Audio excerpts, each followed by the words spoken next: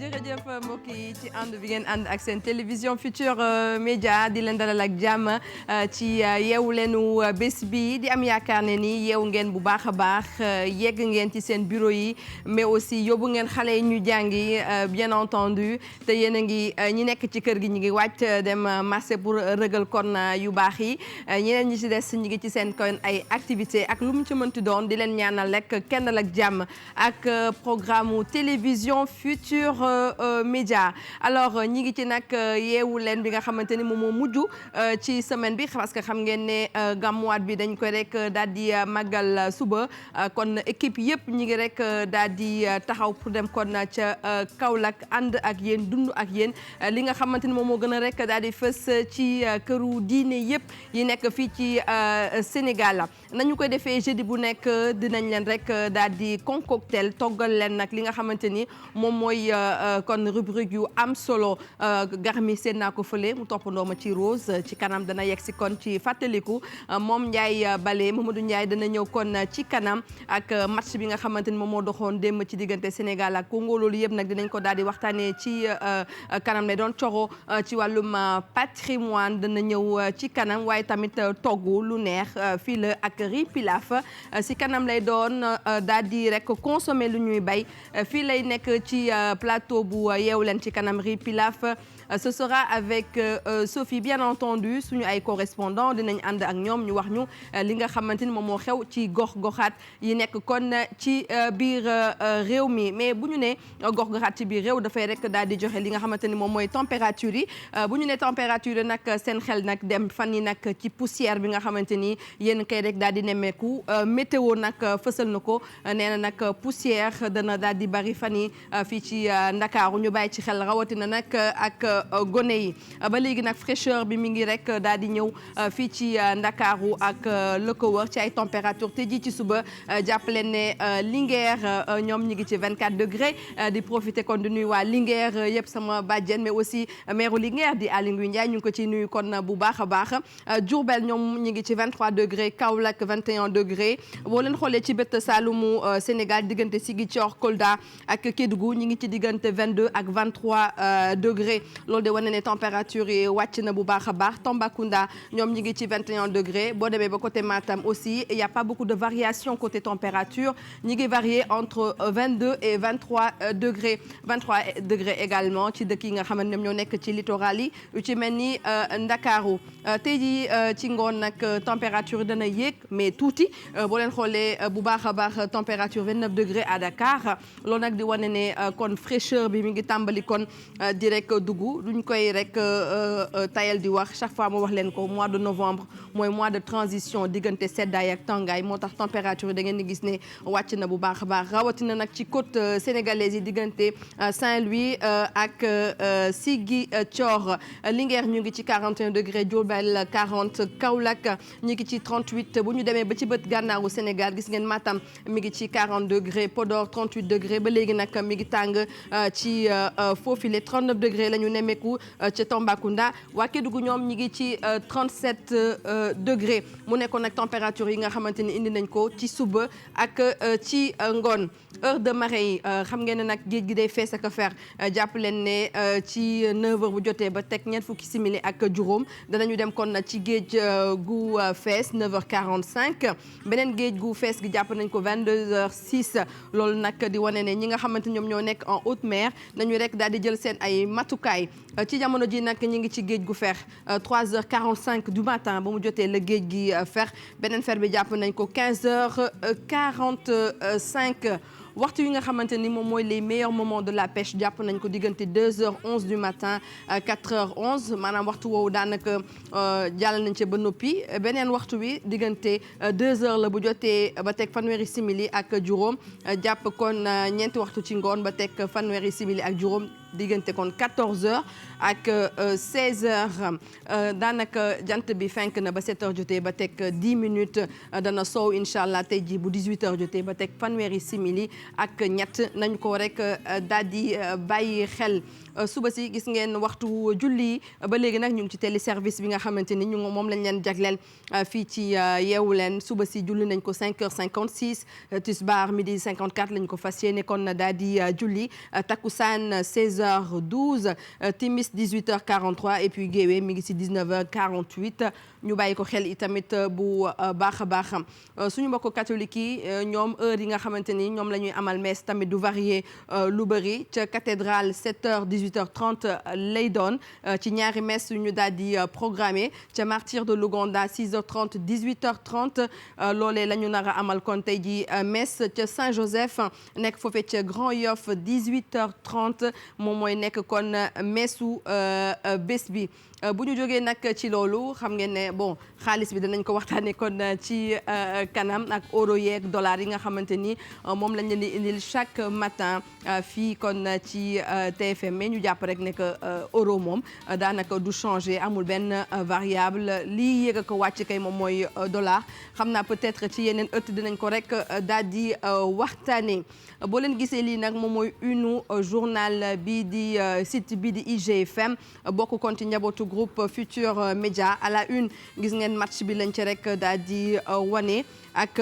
éliminatoire CAN 2021 cacophonie dans l'organisation du match Sénégal-Congo bi nga xamante ni 2-0 la ci kanam sax danañ ko rek daal di waxtaanee ak Mamadou Ndiaye Bale mi demoon démb cette année match bi pour ñun gis ngeen nag ambiance bi nga xamante ni moo ca nekkoon mais aussi liggéeyu groupe Futur Média en direct la woon ci RFM démb Malal Junior Diagne ak ay équipe am ba léegi ci fil de l'actualité bi sport gën na ci rek daal di fës Casamance aussi une bande armée qui sème la terreur à Salut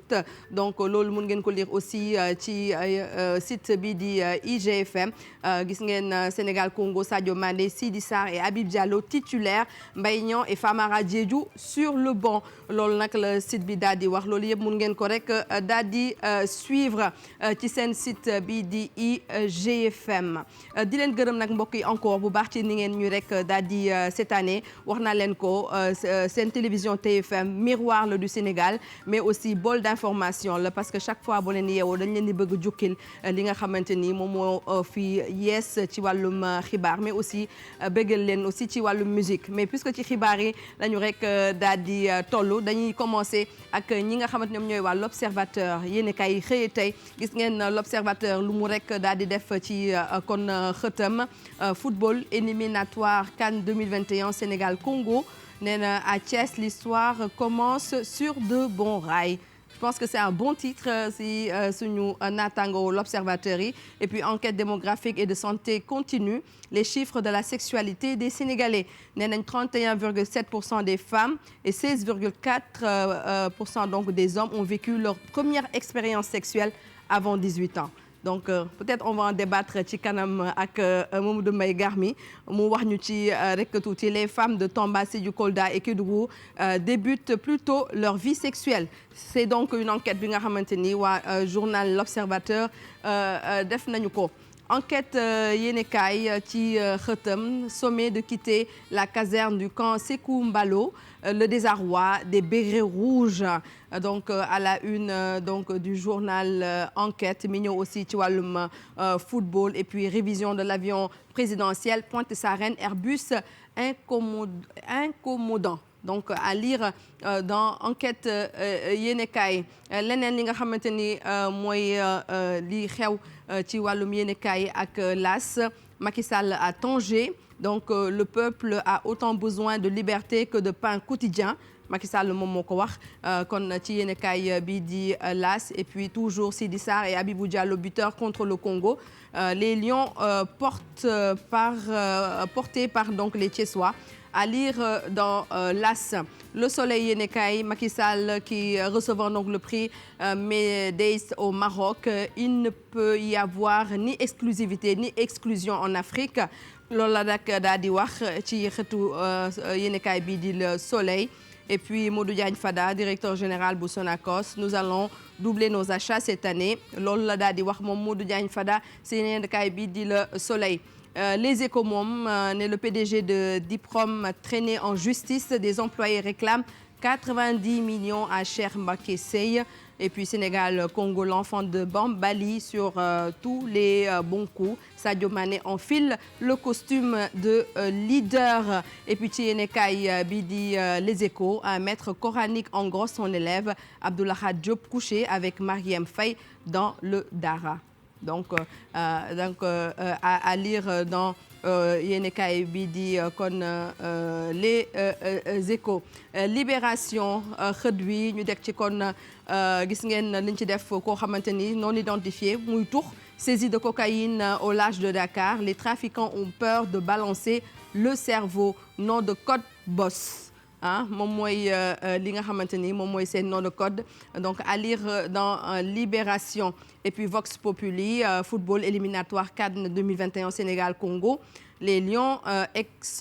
exorcisent les Diables Rouges après son succès sur le Congo. Le Sénégal, deuxième du groupe derrière la Guinée-Bissau. Donc à lire aussi révélation d'Amnesty International. 70 manifestants tués en Guinée depuis 2015. Donc à lire ci yéenekaay bi di Vox Populi. Le quotidien yéenekaay tamit wax ci wàllum terrorisme, populisme, inclusion sociale. La leçon de Macky Sall à Tanger. Donc à lire aussi dans le quotidien comme on a l'habitude de le dire. Et puis record mi nga xamante ni moom mooy caatu groupe Futurs Médias Sénégal Congo, les lions sans trembler. Donc gis ngeen photo bi nga xamante ni def nañ ko ak gaynde yi nekk ci xët bi. Les Thiessois font le job. Sidi Sarr et Habib Diallo. mu nekkoon li nga xamante ni moom la yéenekaay xëyee tey gannaaw nag ma xool waxtu bi ba 9h jotee ba teg 9 minutes léegi nag avec la complicité peut-être de la régie. On va aller à Kédougou, bien sûr on va aller à Kédougou ñu fekk fa Diabaxate. Waaw. D'accord, ok Diabaxate. Waaw jërëjëf Seydou. muñ ma mënee yokkal tuuti retouru Diabaxate. Waaw. Ça va na nga def. maa ngi sant yàlla bu wér. Ndaka waa Kédougou. ñu ngi fi rek alhamdulilah. alors noo yeewoo tey. sant yàlla alhamdulilah yeewu naa bu baax. loo ndekkee. tey fonde laa ndekkee. fonde. ak sow pur fonde ak sow pur. fonde ak sow pur. waaw. fonde bi moom fonde normal la wala fonde pël Fuuta la wala fonde dugub wala fonde ceeb. fonde pël Fuuta. boobu war na neex mooy bu oyof bi. bu oyof bi waaw. noo ko guuxee. ni ma ko guuxee dama jël kox bi feesal bu mu fees rek. waaw guux dem. comme ni nga koy defee rek yow mii. noonu laa ko bëggee yenn saa yi Medina dama ko daan dem jëndi foofu ci rue 15 bi. dëgg la waaw. alors lan la ñu mën a retenir foofu ci diwaanu Kédougou Diabaxate. waaw fii ci diwaanu Kédougou li ñu mën a jàpp rek moo di ne centre de santé bi nga xam ne moo fi nekk dafa am ay jafe-jafe yu tar. rawatina nag ci service urgence yi parce que foofu tey boo fa demee benn salle bu xat bu tuuti moo fa nekk te ci biir salle bi dañ fay nemmeeku ñetti lal te bés bu nekk service d'urgence boobu mu ngi am lu tolloo ci juróom-ñaari fukki nit ñi nga xam ne dañuy ñëw en urgence. loolu moo waral sax ba médecins yi dañuy daal di sëgg-sëggaat ba xool malade yi nga xam ne ñoo gën sonn jël ñooñu ñeneen ñi ñu bàyyi leen foofu. beneen jafe-jafe bi nga xam ne mu am fii ci centre de santé bi mooy ñàkkum pédiatre xam nga Dieynaba Seydou Ba pédiatre moom mooy médecin bi nga xam ne mooy toppatoo wàllu xale yi fii ci Kédougou nag bari nañuy xale yi nga xam ne dañuy feebar yu bëri ñooñu mënuñu leen jël en charge fii ci Kédougou dañuy obligé référé leen yóbbu leen ba Tambacounda te diggante Tambacounda Kédougou mu ngi toll ci 233 kilomètres te yaa ngi koy def ci wàllum ay 3 heures de temps te bu ñu lay évacuer ak sa doom yow yaa jël frais yaa jënd carburant def yëpp ci biir dem. vraiment boobu jafe-jafe bu tar la fii ak encore ci ñàkkum personnel bi parce que fii ci centre de santé bu Kédougou buñ ko xaymaa ci personnel bi mu ngi tolloo ci téeméer ak ñaar fukk ak ñeenti agent ci ñooñu daal fanweer dong ñi nga xam ne ñoo am qualification ak ci ñi nga xam ne jotañu am qualification ñetti médecin étatique ñoo fi nekk ak juróomi sage-femme ñi nga xam ne ministère de santé ñoo leen fi affecté. waaye Dieynaba lu gën kéemaane fii ci Kédougou moo di ne amuñu médecin chef de district ndaxte ki fi nekkoon ku médecin de chef de district kooku dañ ko affecté Njaareem ça fait maintenant ñetti weer bi mu demee Njaareem ba léegi mu ngi toog Njaareem di gérer hôpital di gérer centre de santé bi fii ci Kédougou. donc da koy gérer à distance daal ak téléphone. à distance bépp affaire li wàllu ci question financière dañu dajale kayit yi yëpp jëbbal ko yóbbu ko ba Njaareem mu signé ko ñu indiwaat ko fi xoolal temps boobu bi muy def diggante Njaareem ak Kédougou. Jabaxate. waaw Dieynaba. sànq yaa ngi wax waxu pédiatre bi par waxu pédiatre ñàkk pédiatre léegi gone yi bu ñu bëggee faju ñoom fan la ñuy dem. dañu leen yóbbu Tambacounda. Tambacounda bu ñu amee cas urgence dañu leen yóbbu Tambacounda. centre de Tambacounda diggante Tambacounda ak Kédougou muy toll ci 233 kilomètres allo. waaw maa ngi lay dégg ñu ngi lay dégg bu baax Jabaxate. waaw. en tout cas c'est terrible hein kon santé bi des na bu baax a baax ci Kédougou. waaw des na bu baax a baax xam nga ne Kédougou aussi nouvelle région la centre de santé bi ni ñu ko tabaxoon c'était un centre de santé bi naroon jël en charge uniquement ñi nga xam ne ñoo nekkoon fii ci commune bi mais aujourd'hui malade yi jógee région bi yëpp dañu leen di référé fii ci diwaanu Kédougou fii ci centre de santé bi. d'accord ok en tout cas ñi ngi leen di masaw bu baax a baax askan wa fa ne. mais lan lañ mën a jàppaat ci beneen actualité à part santé bi. bon à part santé bi li ñu mën a jàpp rek moo di ne divagation animaux yi. ah. te divagation animaux yi. waaw mooy jur gi di tambal mbaalu fii ci tali yi. waaw boo génnee dajeeg moom souvent day am ay accident am ñi nga xam ne ñu bëri. am na ay accident fii divagation bi moom moo ko tax. moo tax divagation bi bëri na lool ci commune bi fii léegi ñu ngi ñaax autorités yi jël ay mesures ay arrêtés pour quand même ñu interdire loolu. ñu interdire mooy mala yi nga xamante ni dañuy daw nekk ci tali beeg yooyu. waaye di wër fu nekk foo tourné rek dajeeg ñoom. ku teg ceeb ñu lekk ko. waaw mu ngoog yaa gis. jàpp naa boobu man mi sama kër fii sax yenn saa yi su ma tëjul buntu bi rek dañuy daal di dugg en masse vraiment lépp li nga xam ne bu ñu fekkee rek lépp lañ koy lekk. Jabaxate nga ne yow mi sax. sama biir kër. waaw su ma tëjul buntu bi rek ma lay day dugg rek daal di lépp lu ñu fi fekk rek dugg ko yóbbu. mbaa duñ tuur cin bi rek. déedéet. en tout cas merci Jabaxate ci li nga xamante ni indil nga ñu ko ca Kédougou di la gërëm bu baax a baax di la bàyyi nga dem yeggali liggéey bi nga nuyu ñu waa Kédougou Tambacounda Kolda donc diwaan yooyu yëpp nga nuyu ñu leen bu baax a baax. Jabaxate donc xam naa incha allah danañ ko rek daal di fekki ci rédaction centrale bu RFM ak bu TFM ak liggéey bi nga xamante ni mu ngi koy rek daal di def foofile di leen gërëm nag bu baax a baax ñoom waa Kédougou ak waa Tambacounda parce que ay fidèles auditeurs ak téléspectateurs lañu yu groupe Futurs Médias di leen ci gërëm bu baax a baax fekki si na ma nag ak mbégte tey ba nag moom dañoo ote su couleur Garmi. maa ngi lay nuyu bu baax a baax di la fay Dieynaba Seydou Ba waaw di la ndokkeel di nuyu itam mbokk téléspectateurs yëpp di ndokkeel tamit waaye yeewu leen Adja Dieynaba waaw tey moom kii wu couleur bi tey noo ko expliqué tey Mbaye man de xamuma xam nga rek Mbaye xol yee gise quoi xol yee gise comme bokkuñu fu ñu xëyee ñu ñëw rek xaw a kii c'est le cœur mais macha allah ba embouteillage yi tey sonalu la waaw embouteillage nag bari na lool Adja Dieynaba ci dëkk bi xam naa nag travaux yi la xanaa bu nu ñaanee travaux yi àgg xëy na bu boobaa dina oyof metti na de parce que boo dee ñëw lu mu gàtt nga def 2 heures de temps wala 1 heure de temps ak loo teel jóg loolu daal dëgg rek metti na Dieynaba en tout cas am na benn jour toogoon naa fi yeewu leen wax ko mais dañuy toogaat wax ko parce que nee nañ la répétition est pédagogique nee naa ki tëj Yoff tëj VDN yaakaar naa ne kooku moom ingénieur la nee ñu ingénieur en affaire de tali ak yooyu noonu donc je pense que tamit balaa ñuy def genre yooyu nañu def étude d'impact parce que léegi embouteillage yi bari na torop mënoo tëj Yoff tëj VDN loolu moom mooy tëj Dakar te vraiment metti na askan wi ñu ngi koy woote wàllu fu ne di nga gis nit ki te këram 6h45 pour mu ñëw dem liggéey bureau war fa yegg 8h30 sax c'est impossible donc nañ ñu ci rek daal di dimbali bu baax a baax xale yaa ngi tardé ñi malade yaa ngi gën di feebar ñeneen ñi sax am na ñoo xamante ne dañuy bëgg a liggéey mais dañuy tayal a dem liggéey léegi ndax embouteillage yi génn sa bureau 18h yegg sa kër 22h loolu yaakaar naa ne foofu ñu xoolaat ko. man daal li ma ci gis mooy daal xam naa liggéey bi daal il faut ñu accélérer ko mu mel ni mu war a mel gaaw ndax nit ñi mën a épanouir. mais daal vraiment li nga ne tëj nañu Dakar. Dakar moom tëju na moom. sérieux waaw vraiment parce que xam nga VDN. tamit la même chose. boo ñëwee ba ci poste courant bi am na liggéey bu rëy boo xam ne bi daana fa am léegi loolu tamit dëgg-dëgg amatu fa. c'est fermé. Yoff tamit la même chose. te si ginnaaw aéroport je pense même aéroport Léopold Sédar Senghor comme que léegi armée bi rek ñoom ñoo koy utiliser peut-être il y a des solutions. on n'est pas des experts en rien du tout mais dañuy joxe rek suñu xalaat ci réew mi parce que ci la ñu bokk.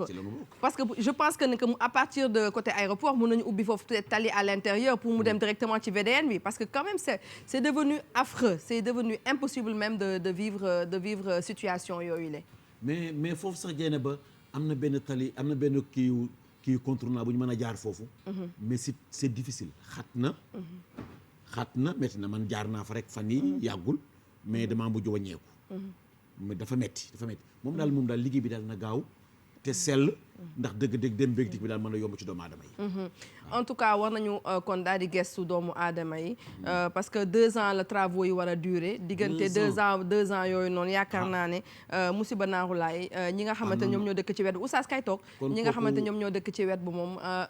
musiba naaru laay parce que même suñu collègues yi sax yenn saa yi di nga gis kenn ku fi génn 17h30 dem këram 23h la fay yegg wala 22h ndax ay embouteillage yu métti li lay war a suulihi kii def étude boobu moom wallaay amal nañu àq torop ñun mais nag xam naa daal 2 ans moom wax dëgg yàlla du neex a muñ.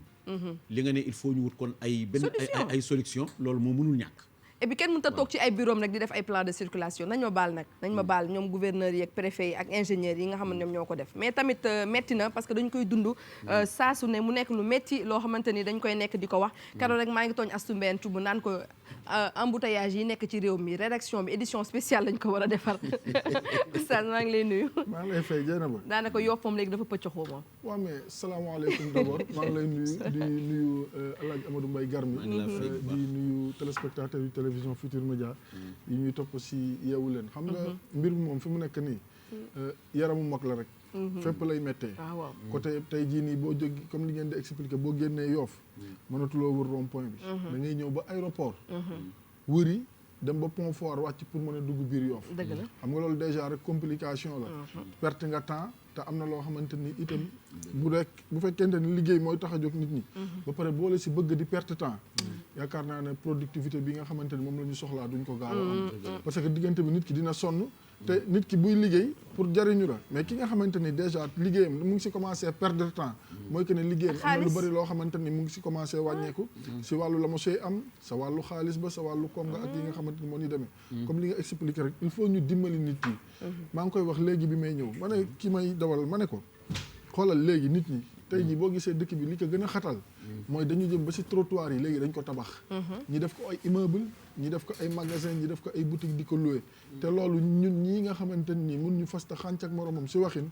mënuñu si dara du ñun ñi koy def mooy ñi nga xam ne ñoo fi am ay ndomboy tànk am accès si yenn services yi ñoom ñooy mën a am bërëb yooyu di ko tabax léegi nag loolu après day jur loraange si askan wi parce que mooy xatal tali parce que foo gis ñu def fa tali dañu am espace boo xamante ni moom la ñuy bàyyi yow mi ngi xam wàllu urbanisation di nga xam li may wax espace boo xam ne lii pour piétons yi la lii pour ëllëg bu fekkente ne tali bi dañuy ñëw léegi ba installé wu ci piétons yi war a jaar merci léegi ma ne ko gis nga li ma gis nii bu ñu amoon sañ-sañ sax ñoom dañuy defar ay pieds defar pont tabax si kaw nit ñi di daar si suuf ndax bañ a bàyyi benn espace parce que nit ñi tamit sonn nañ il faut ñu dimbali leen surtout sénégalais lambda yi ñam dañuy yëg si tata yeeg car rapide yeeg di xaar kalandoo yi doon voilà si la ñu bokk te ñoom ñoo tax ñu naan réew mi mais léegi transport sax yokk na parce que loolu dafay nekk conséquence wu li nga xamante ni moom mooy tëj tali yi ak peut-être travaux yu bëri yu ñu ubbeendoo parce que aussi Garmi travaux baax na dëkk dañ koy defar mais tamit dëkk mënoo defarandoo yëpp da ngay defar benn pàcc bàyyi benn pàcc ñu beneen pàcc ainsi de suite suñu gis-gis la nag bu ñu si kenn mere suñu gis-gis la mais tey jii nii je donne juste exemple kenn ku dëkk cité CPI 1500 nga doon fay pour ñëw Almadies mais léegi 3000 francs ngay fay loolu dafay am impact bu bëri ci économie bi ñi nga xamante ne ñoom ñooy jënd carburant di jënd essence di jënd gasoil tey seen consommation gën na yokk loolu aussi il faut ñu bàyyi si xel xale yi war a jàngi léegi 8 heures xale yi léegi bu ku génn 7 heures sa kër war a dem jàngi 8 heures doo yegg 9 heures ngay yegg donc li lay war rasulihi comme on dit Ndiaye ñu bàyyi ci xel. ñu jàppale ñu dimbali ñu ñun askan. keroog loolu lañu doon waxtaanee début lundi bi parce que c'était infernal pour nga yegg si fi ku nekk sa destination surtout boo zone bi ak travaux yëpp ñu yëkkateendoo ko il faut tamit ñu wax ko travaux yi baax na mais yëpp ñu yëkkateendoo ko tamit dafa nekk li nga xamante ni décision bi nga xam ne doy na waar tamit ndaxte surtout zone Yoff bi nga xamante ni actuellement dafay bari affluence surtout heure de pointe yi que ça soit mu nekk matinal bi wala après midi bi gis nga ko tronçon bi dañ ko travaux yi dafa commencé depuis le 11 lu toll ak 3 kilomètres la da ngay gis déviation bi dafa nekk lu doy waar donc loolu nekk na loo nga xamante ni vraiment nekk na lu doy waar travaux yi ñu jël na ko ci mel ni grande artère yi fii Yoff VDN bi ak yeneen zones yi nga xam ne donc Dakar dafa nekk actuellement benn boule mën nañ ko jàppee loolu boo xamante ni embouteillage bu doy waar moo fi am donc nag li ci mën a nekk côté économie wax ngeen ko li ñu ci mën a ñàkk moo tax toujours li ñu doon critiquer keroog mooy li ñuy xam ne ñun population wala sénégalais yi d'habitude wala suñu ingénieurs yi dañuy am problème mu chiffre quoi dañuy wax parfois bu ñuy teg projet yi du ñu calculer wala bu baax fii économique ñaata la ci sénégalais yi di ñàkk wala ñaata la ci état bi di liggéey ak agence bi nga xamante ne moom mooy lijjanti wàllum démographie ak ay gëstu la yi nga wàllum xamante ne statistique tamit boo demoon di leen interviewer tamit peut-être nañu ci gën a leeral xam naa dañ ci ñëw parce que vraiment actuellement nii Dakar moom mën nañu wax ni nekk na lu doy waar ci côté embouteillage. man daal dama xalaat ne jay na ba xëy na demuñ ci ak seen xalaatu bopp ñoom kese parce que bu fekkee ne am na ñu ci war a boole ba nga xam ne ñoo leen war a tëralal li nga xam ne nii moom la ñuy doxal ni mu war a tëddee xëy na raccord naa kon xëy na kon du demee nii ñi nga xam ne tam ñoo ci war a bokk nañ leen ci boole pour ñu xam ne daal fii war nañ ko tëj wala waruñu ko tëj parce que tamit benn ingénieur rek bu toog ci bureau rek di tracé ak di wax dëgg-dëgg yoru ko en tout cas métti na ci askan wi ci ñi nga xamante ñooy xëy di liggéey ci ñi nga xamante ñoom ñoo am soxla bëgg dem ville ci ñi nga xamante ñoom ñoo yóbbu seen doom yi ñu jàngi ci xale yi di jàngi parce que toog presque pendant 1h30 ci oto di xaar pour yegg sa école laat naka boo demee li ngay ne voilà doo fa def dara donc ñu bàyyi ci xel bu baax a baax ñi nga xamante ñoom ñooy tracé di génne plan de circulation yi di def kii nañu def étude d'impact te bu ñu defee étude d'impact je pense que ne que dinañu gis ne jafe-jafe am na 9h jot na ba teg 24 ñoom tey ay góor rek a fi nekk ak man mel ni jigéen ak xaaj jigéen ak xaaj jigéen ak xaaj yow wax nga dëgg coroo ngi ñëw oui mais mun nga nekk jigéen am xolu góor de dafa mën a ne waaye nag comme góor ñu rek baax na ñun daal dama bëggoon wax ay góor rek ñu sekk ma xam ne su ma ko waxee tam ñu ne ma waxti na musiba xam sama wolof leerul Sophie baal ma amul problème yëngu woo maa xalaat ça va bien. alors Sophie tey lan nga ñu toggal mais maa ngi lay nuyu d'abord. maa ngi lay fay Dieyna ba di la nuyu di nuyu ñoom Oustaz ak tonton Garmi Mamadou Ndiaye di nuyu mbokk yee xarit di ñuy seetaan comme ni ñu koy defee nag à chaque fois andil leen benn plat boo xamante ne di ngeen ko mën a reprendre seen biir kër Dieyna ba tey nag riz pilaf laa andi riz pilaf bi nag pour ñu defar ko rek c'est très simple dañuy utiliser poulet am nañu tamit oignon vert oignon normal courgette tomate carotte oignon blanc olive noire am nañu li nga xam ne mooy nen am nañu aussi li nga xam ne mooy base plat du jour bi mooy riz long bi ceeb bu dijj bi moom laa andi tey ci kanam nag mën na nga jël ingrédients yi ma teg ci table yëpp mélanger ko defar li nga xam ne mooy plat du jour tey bi Dieyna Ba. voilà en tout cas merci si riz pilaf bi nañuy bay dundee li ñuy bay nañu ko dundee donc loolu tey moom mooy slogan wu li nga xamante ni moom la Sophie di togg donc ci kanam danañu ñëw ci deuxième partie bu yeewu leen mais avant cela peut-être ñu bégal leen doo naada xam nga ku ko way Garmi doo dara la way bi tudd doo dara dem moom waaw d'accord kii de bu Viviane dafa seetaan naa ko Viviane nag xaw ma lu mu ci gars yi dañ ci commentaire bari na ay commentaire de en tout cas on regarde gars yi moom lu jóg ñu commentaire ko mbay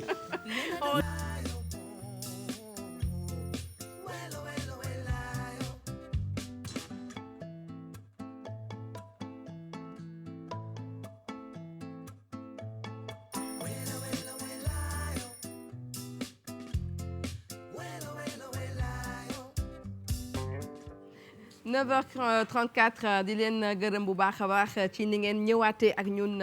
ci yeewu leen bi wax naa leen ko tey nag moo yeewu leen bu mujj bu ñuy def fii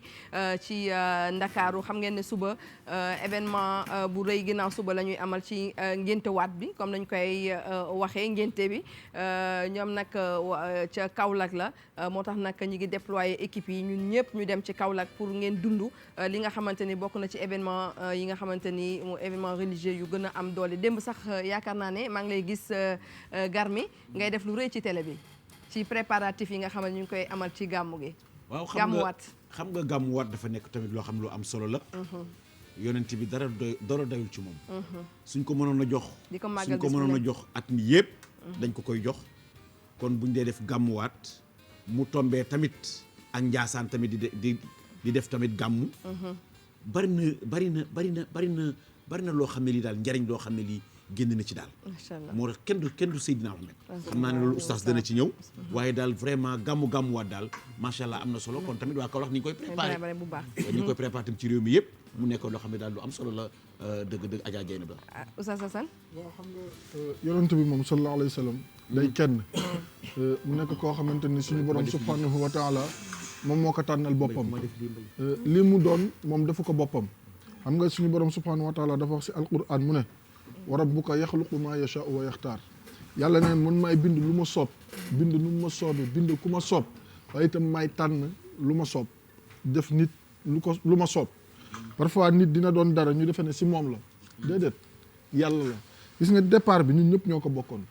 ñuy ay doomu aadama bàyyi ko si maam aadama ak maam Hawa alayhim assalaam léegi jamono di dox ñu ne kii lii la doon kii lii la doon kii lii la doon loolu du njàmbaaru nit ki du am pexeem du am dooleem mais suñu borom subhanahu wa taala mooy tànn ku ko soob def ko lu ko soob noonu la tànn Seydina Muhammad sallallahu alayhi wa sallam ne ko lu ma sàkk yaa ma si gënal yow rasulullahi sallallahu alayhi wa sallam yàlla dogal suñu mag ñi nga xamante ni ñoom ñoo fi nekkoon ñëw teel a comprendre affaire boobu jël seen lépp jox ko Seydina Muhammad sallallahu alayhi wa sallam nee naa amul kenn koo xamante ni mën nga waat ne saa yoo xëyee am turandoo ba mu des Seydina Muhammad sallallahu alayhi wa sallam saa yu jant bi fenkee mu am ñu ko tuddee ay doom amul keneen ku mën a kitaabu loolu ba mu des moom kon loolu rek day wane ne li ko yàlla waxoon si alquranul karim mooy woy ba léegi boo demee ci suratu alam nashrah laka sadrak wa wadaana anka wizrak alladi anqada dahrak yàlla def si teg lu am solo mooy wa rafaana laka dikrak yàlla nekk fexe naa sa tur yëkkatiku si àdduna yëpp fii si kaw suuf ak si asamaan ak si univers yëpp ñu ne boroom xam-xam yi loolu mooy lan ñu ne yàlla dafa ne ay nama zukirta ma'i fexe naa ba def fépp fu ñu la ma tuddee man yàlla tudde la fa yow tey jii nit buy dugg si l'islam dañ naan day tudd ñaari baati seede yi lu tax waxuñu benn baatu seede mais dañ ne ñaari baatu seede yi ashhadu an la ilaha illa allah wa ashhadu anna muhammadan rasulullahi sallallahu alayhi wa sallam abduhu wa rasuluhu loolu moom rek moom moo ko am moom rek moom moo ko moom xam nga lan moo tax parce que suñu borom subhanahu wa taala moo ne ko wa kaana fadlullahi alayka aziman man dama la defal teraanga ak xéewal yoo xamante ni kenn mësu ko am kenn dootu ko am te kenn dootu amaat ëllëg ba ilaa yawmi din kooku mooy sayduna muhammad sallallahu alayhi wa sallam kon bu gàmmu ñëwee nga xam ne nekkul lenn lu dul wax nit ñi kan mooy sayduna muhammad sallallahu alayhi wa sallam si ay jikkoom si ay jaar-jaaram si ay melokaanam yi mu amoon ak ay valeurs yi nga xamante ni moom la doon dundee ngir ñun ñu jéem a dundee loolu mag ñi loolu lañ xamoon si yonente sallallahu alayhi wa sallam moo taxoon ñu andil ñi li nga xamante moom moo di gàmmu tey boo demee yaa ngi ko tudd léegi Njaasaan dañuy ngénte nga dem Medina Baye dañuy gàmmuwaat loolu lépp day wane darajay Seydina Muhammad sallallahu alayhi wa sallam nga xam ne ku yàlla bind moo la gën te moom la ñu yaakaar fii moom la ñu yaakaar itam fële ëllëg yawmal qiyam te moom rek mooy dekki ndëkk naan sama xeet keneen ku dekki ku ne yawmal qiyam sa bopp ngay xinti ba mu des Seydina Muhammad sallallahu alayhi wa sallam en tout cas wax ni mu leen ko waxee groupe Futurs Médias dina ci am taxawaay bu am solo demal leen ci ëttu kër diine yëpp ngir dund ak yéen ñi nga xamante ni moom moo fa rek daal di xew ci kanam ak oustaz dinañu ñëw ak li nga xamante ni moom mooy les 7 péchés capitaux li gën a juróom-ñaari bàkkaar yu gën a rëy kon ci nit dinañ ko daal di waxtaanee donc ci kanam Thioro ma petite sœur nakamu. Bonjour Dieynaba. Bonjour la plus belle. J'espère que tu vas bien. Ça va? Alhamdulillah. tey moom cette fraîcheur vraiment macha allah daan nga fraîche nag u fi Bijou toogee mais tey su ma fi ba mu fi toogee da nga gën a fraîche. lii nga wax loolu laa wax Bijou. waaw comme mag Bijou yëpp yaay suñu mag. waaw. bàyyi ñu nangu. maa ngi leen nuyu bu baax nuyu ñi ma bokkal plateau bi nuyu également ñëpp ñu ñuy seetaan à travers la télévision Futur Média. ni ñu koy defee tous les jeudis tey dinañu ñëwaat ci patrimoine. li ñuy waxtaanee tey du dara lu dul pirogue wala gaal c'est comme vous voulez. li nga xamante ne moom lañ ci am yëpp ci modèle dinañ ko waxtaane waaye xam nga ni nag Sénégal daanaka dëkk la bu gaal war a mën a nekk ndax bu ñu jëlee par exemple Dakar rek dañu naan goxu lébu la ak yeneen yoo xamante ni moom moo ko wër ñun ñu dëkkee daanaka ci ab presqu'île loolu tax gaal am fi taxawaay bu am solo dinañ ko waxtaanee ci kanam. patrimoine gaal la ñuy waxtaanee ak coxo tey nag cosaan bi ak nañu ko war a préserver loolu yëpp ci kanam la ex aussi mi ngi fi. tey nag indil ñu comme tous les jeudis vidéo bu bees German Express nu mu tudd Wooma. waaw wala Neema wala nu mu tudd. Neema allo. waaw moom tamit. mais écoute expression lu nekk ak jamono. donc xale yi seen jamono ak seen ay mots. donc loolu dafa bokk ci musique nag donc quasiment booy xool Dieynaba ginnaaw bi la nuyoo ñu bokk plateau ak téléspectateurs yi. voilà donc on casse un peu hein. C'est vrai que ñu ngi ci rythme gàmmu mais tey dañu ñëw spécialement andi leen Jaman donc benn clip bu bees boo xamante ne ñu ngi ko génne il y a juste 2 jours il est presque à 236 000 vues. donc un petit quand même machallah qui fait le million voilà. donc ñu andiwaat ko rek encore parce que comme on dit man moom je suis avec les gens ñu am mérite donc moom liggéey ak ñoom mooy gën a yomb que ñi nekk ci ay coow. donc c'est un petit qui jeune et les chiffres ne mentent jamais. donc 236 000 vues en 2 jours. je pense qu'il va faire le million dans une semaine machallah. en tout cas dinañ xool moom Jaman dafa am wërsëgu YouTube moom dafa am wërsëg parce que et au-delà de ça c'est un bon chanteur. on va le découvrir ci kanam. démb nag match bi nga xamante ni moom moo daanaka yëngal Thiès moom mooy match bi dox ci diggante Sénégal ak Congo de. noonu la Sénégal ak Congo damay bañ a juum. noonu waa fédération nañu juumee woon ci drapeau bi loolu lay ni nga ko waxee noonu la amee sax dafa match bi moo yëngal Thiès. ndaxte ay doomu Thiès sax d'ailleurs ñoo dugal. dañ leen di delloowaat Thiès démb ambiance bi nga xamante ne amoon nañ ko fa. avant match beeg ñi nga xamante ne duñ sax ay sénégalais. ñu ñëw teewee woon li nga xamante ne mooy match bu am solo bi ci diggante Sénégal ak Congo mu nekk première journée éliminatoire CAN 2021.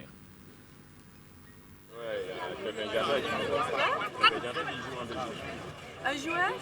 Oui. Non, oui, Diatta. Oui. Et Kouyaté il a pris un penalty. Et Kouyaté a aussi joué. Il est très sympa et il est dans notre Cheikh aussi. Qu'est-ce qui nous a motivé aussi de parce que les joueurs sont à leur hôtel et on peut gagner le match. Oui. Et pour les bons joueurs, on va gagner. Oui, on est des Belges. Oui, ambiance d'avant-match. Gis nga ko ay étrangers ay Belges yi nga xamante ni ñooy woon teewee match bu am solo boobu ci diggante Sénégal ak Congo waaye ci match bi résultat bi mooy 2-0 la Sénégal gagné ñii di waa Congo ci premier mi-temps bi la ñii di kii di Sidi Sarr ak Habib Diallo nekk ñoom ñaar ñëpp ay doomu Thiès ñu miin stade boobu nga xam ne mooy stade Lat Dior ndaxte jaar ci nawetaan yeeg yi nga xamante ni mooy formation bi foofu ci wàllu Thiès xam nga Thiès moom ak football yàgg na démb nag seen doom ñoo dugal ñaari bi équipe nationale du Sénégal à domicile donte Aliou Cissé ci conférence de presse bi wax na ni amul bi choix bi nekkul woon ñi Thiès lañ dëkk ak wala Ziguinchor ak yooyu c'est juste choix sportif la moo tax mu dugal leen ci match bi mu remanier un peu groupe am bi beneen information bi seetlu nañ ni aussi capitaine bi kii di Kalidou Koulibaly la ko joxoon démb mu nekk li nga xamante ne lu bees la pour la première fois Kalidou takk capitaine équipe nationale bu Sénégal démb ci match bi mën nañ ci dellu juste après match bi Aliou Cissé xalaatam ci match bi nga xamante ni Sénégal moom la livré démb. Je crois que ce fut un match presque bien abouti, donc surtout en première période. En deuxième période, on a effectivement un peu plus eu du mal parce que l'équipe congolaise est montée très haut sur le terrain. Je pense qu'on aurait dû à un moment donné garder un peu plus de justesse technique pour pouvoir sortir les ballons derrière. Mais bon, je crois que je retiendrai surtout la victoire et rentrer dans une compétition par la victoire, rentrer dans les éliminatoires par une victoire, c'est très intéressant pour la suite. Je crois que on a eu effectivement une première période meilleure que la deuxième, mais il ne faut pas oublier aussi en face il y avait une équipe une équipe qui avait décidé en deuxième période de jouer son va-tout, qui nous a empêché de développer notre jeu. En première période, ils étaient en 4-4-2. On a pu trouver... mu nekkoon Aliou Cissé. voilà mu nekkoon Aliou Cissé sélectionneur national moom bi nga xamante ni aussi démb match bi joxe na ci xalaatam lan la. coach national laa wax. sélectionneur la ñuy wax ci kii mais garaawul yow garaawul loolu garaawul non garaawul. man rus naa sax. non loolu dara nekk ci bu doon wàllu suuf la léegi koo bàyyi mu bàyyi la. bilaay dëgg la léegi juste après match bi aussi jël nañ réaction joueurs yi xam nga dans la foulée comme ça parce que organisation bi ci kanam dañ ci ñëw ak surtout pelouse bi nga xamante ni démb monde bi yëpp gis nañ ko ci équipe nationale bi nga xamante ni mooy Sénégal mi nga xamante ni aussi moo nekk vice champion d'Afrique et puis am joueurs yi nga xamante ni calibre mondial mën nañu wax noonu ku ci mel ne Sadio Mané démb gis nañu aussi public bi tatakal nañ ko vraiment jox nañ ko cër bi nga xam ne moom lañ ko war a jox ndaxte image bi muy représenté ci monde bi démb bi nga gisee ni Sadio Mané mi ngi génn ci benn à un certain moment ñu koy remplacer public bi ñëpp a jóg di ko tàccu di ko ovationné di ko wane ni ballon d'or bi yéene nañ la ko te loolu rafet la image bu ba am solo la boo xamante ni sénégalais yi wane nañ ko di wane ni fii lañ ko gën a yéenee sax balaa ñeneen ak ñeneen di ko gën a fësal sénégalais yi démb gis nañ taxawaay bi nga xam ne am solo mën nañ déglu réaction joueurs yi ci mel ni ñoom Krépin Diatta juste après démb après match bi ñu joxe seen xalaat ci match bi nga xamante ni mooy première victoire du Sénégal ci éliminatoire. Tourne acrobatique et c'est l'ouverture du score, ça fait un but à 0. C'est Sidi Sarr qui a intercepté ce ballon et qui ensuite son bi dafa mel ni dafa des. son bi moo des leneen li ñu ci mën a seetlu rek beneen constat bi wax naa ko mooy problème mu pelouse bi. pelouse bi toujours duñu jóg ci di ko wax. mais xoolal pelouse bi xam nga la ñu roon nga jël di tax tey nga bëgg a def jus. nga kii ko. non bee dañoo comparé. waaw bee dañuy comparé Anfield mooy stade bi nga xam ne mooy stade Liverpool bi. Sadio Mané di joué. mais gis nañu Sadio à un moment sax def benn geste genre dafa topp bal bi rebond. bal bi day tëb waaw. da doon tëb ñun ñëpp seetlu nañ ko démb te loolu constat bi nga xamante ni sénégalais yëpp a ngi koy seetlu te ku bëgg sport ku bëgg équipe nationale bu Sénégal c'est vraiment à déplorer te gisoo xale yi sax léegi ci internet bi dem ci guddi daf ma def ay reetaan sax parce que gars yi neen nañu cotiser suñu bopp 1000 francs tabaxal suñu bopp stade léegi bu ñu demee ba dëkk bi di def loolu non sérieusement xale yi ñu ngi commencé def benn mobilisation en fait bu ñu demee c'est juste pour montrer loolu yëpp amul solo li gën a am solo mooy di wax ne Sénégal moo soxla actuellement infrastructure sportive bi nga xamante ne bu renommée je pense qu'ils sont en train de construire di am benn projet benn à Diamniadio mais fan la toll fan lañ ci toll ndaxte actuellement nii xam ne ñi ngi dañuy wax ni stade Léopold Sédar Senghor dañ koy defaraat tëj nañ way ñu ngi koy defaraat stade bi nga xamante ne mooy Demba Diop foofu nee na ñi ngi ci waat ci projet yi ndaxte bërki démb rek ñi ngi conférence de presse ministère des sports ñoom ñu ciy gën di ci yéey di ci yàbbi mais actuellement dafa war a mën a gaaw li gën a urgence sportive actuellement fii ci Sénégal mooy Sénégal am stade bu moderne sport bi stade bi nga xam ne équipe nationale bu Sénégal mën na ci recevoir te lii à un certain moment xam ne dañ naan la way CAF ñëw na fii visiter stade bi taf yëngal wala ji voilà te à un certain moment bu fekkee toll nañ ci situation bi nga xamante ne Sénégal dafa war a mën a déplacer bu waree jouer à domicile day déplacer wu mës na fi am war déplacer wu dem ay Maroc ak dema ci yeneen dëkk yi donc situation bi nga war a mën a xam ne situation bu critique la lu ñuy ñaanaat la mu nekk urgence actuellement muy ministre des sports président de la République d'infrastructure loolu yaakaar naa ne nekkatul li nga xamante ni seen demee seen dëkk yi duñ sax qualifié ci compétition yi wala ñenn ñi nga xam buñ qualifié duñ sax génn ay huitième de finale je pense Maroc mën naa la wax Maroc boo demee di nga gis seen structure sportive yi nga xamante ne teg nañ ko pour seen football gën a mën a dox te parfois bu ñuy dem ci compétition yi nga xam dañ koy xëccoog waa Afrique wala ay seeni nawle da ngay gis ci situation yi ñuy toll te parfois ñi nga xam ne ñoo war a mën a critiquer seen équipe nationale wala ñoo war a gën a mën a critiquer seen li nga xamante ne mooy kii mais vraiment mais boo xoolee siège u fédération bi rek da ngay xam ne football bi ça marche pas parce que siège boo xamante ni façade bi boo ko gisee yaakaar naa da ngay foog ne que voilà je pense que ne que c'est à l'image un peu de tout ce que l'on voit je pense que fédération sénégalaise de football war na gën a mën a naayi am nañ ci projet ñoom non bokk na ci seen projet yow ku la gis xam ne sañ-sakat nga comprendre nga yow boo defee naka su dul noonu dañ naan du sa jikko donc kon nit da nga war a quand même commencer si sa bopp commence par soi-même et puis au-delà même de ça ils doivent aussi s'organiser pour faire la promotion de ces matchs-là et faire la promotion de notre maillot national lu tax fédération bi ñoom dañu jaay suñu maillot yi waaw di gën ko bari na ci liggéey yi nga xamante ni vraiment faay na ci mais même ñun ñii journalistes yi conditions yi ñuy liggéeyee liggéeyee condition yi ñuy liggéeyee ci démb match bi amul journaliste sénégalais bi nga xam ne mën na liggéey normalement démb ci zone mixte d'habitude joueurs yi bu ñu footballé ba pare journaliste dafa am ay tickets yu ñuy jël pour dem zone mixte zone mixte mooy foofu lañ mën a dajeeg joueurs yi def fa ay interview librement nga mën a def sa liggéey yaa ngi dégg léegi ñu naan la son yu baaxul démb na da ngay gis supporters yeeg policiers yeeg ñëpp ci biir doo mën a comprendre lii ban situation lañ mais loolu yëpp mën na nekk mais organisation dafa ànd ak te dañuy wàcc ba ci zone mixte bi organisation sañse ba jekk di charmé waat déggal ni lii moo am ci xew ci réew mi mais organisation dafa baax ci lépp loo gis te ñun ñi nga xam ne dañuy dem ci compétition yi muy ay Coupe d'Afrique yi nga xamante ne dañ fay nga gis nit ñi ni ñuy respecter organisation di permettre aussi journalistes yi wala ñeneen ak ñeneen ñi nga xamante ne ñu ñëw di def ci seen liggéey ñu def mën ko def convenablement te loolu tamit war nañ ci gën a mën a bàyyi xel fédération dañoo nekk en chantier comme tali yi rek dañoo nekk en chantier comme tali yi waaw non yooyu ay idées yooyu ñuy jox la maa ngi gis nga ne ñum rek taxaw ma daal yeete bi daal baax na ci parce que ku dem kuy liggéey ci dara soo demee te gis ci ay fay war nga ko wax ñi nga xam ne nii tubaarkàlla ñoom ñoo ko yore bu ëllëgee ñu mën ci jël ay mesures parce que tam loolu dafa am solo c'est vrai parce que tey yaa ngi jël sa son bi baaxul kenn mënu ko utiliser te tamit nit ñi war nañu mën a dégg li nga xam ne nii moom la réaction jour yi te loolu mënuloo ko am mu nekk tamit lu doy waar mais leen tamit kontaan naa ci Sadio Mané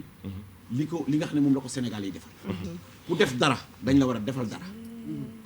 su ñëpp jógee di ko tàccu bég ki am ci contentement man de bég naa ci parce que nit bu defee dara boo xam ne kii réewam rek moo ko ñor bëgguma luxe soxlawuma luxe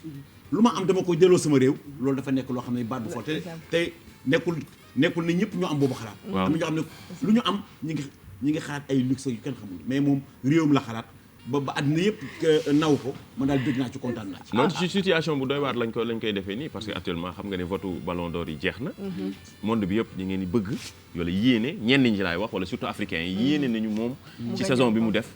ak fi mu jaar nii mu nekk ballon d'or. fierté la dina nekk loo xamante ni c'est ça historique. et puis en plus dina nekk li nga xamante raayu Sénégal dafay gën a yëkkatiku ndaxte actuellement drapeau Sénégal lay porté bu ñu nee Sadio Mané rek ne Sénégal. actuellement mooy sénégalais bi gën a siiw ci monde bi. mën naa la ko wax fin fond monde bi ngay dem xam nañu. Sadio Mané xamuñu président de la République du Sénégal wala sax xamuñu Sénégal fan la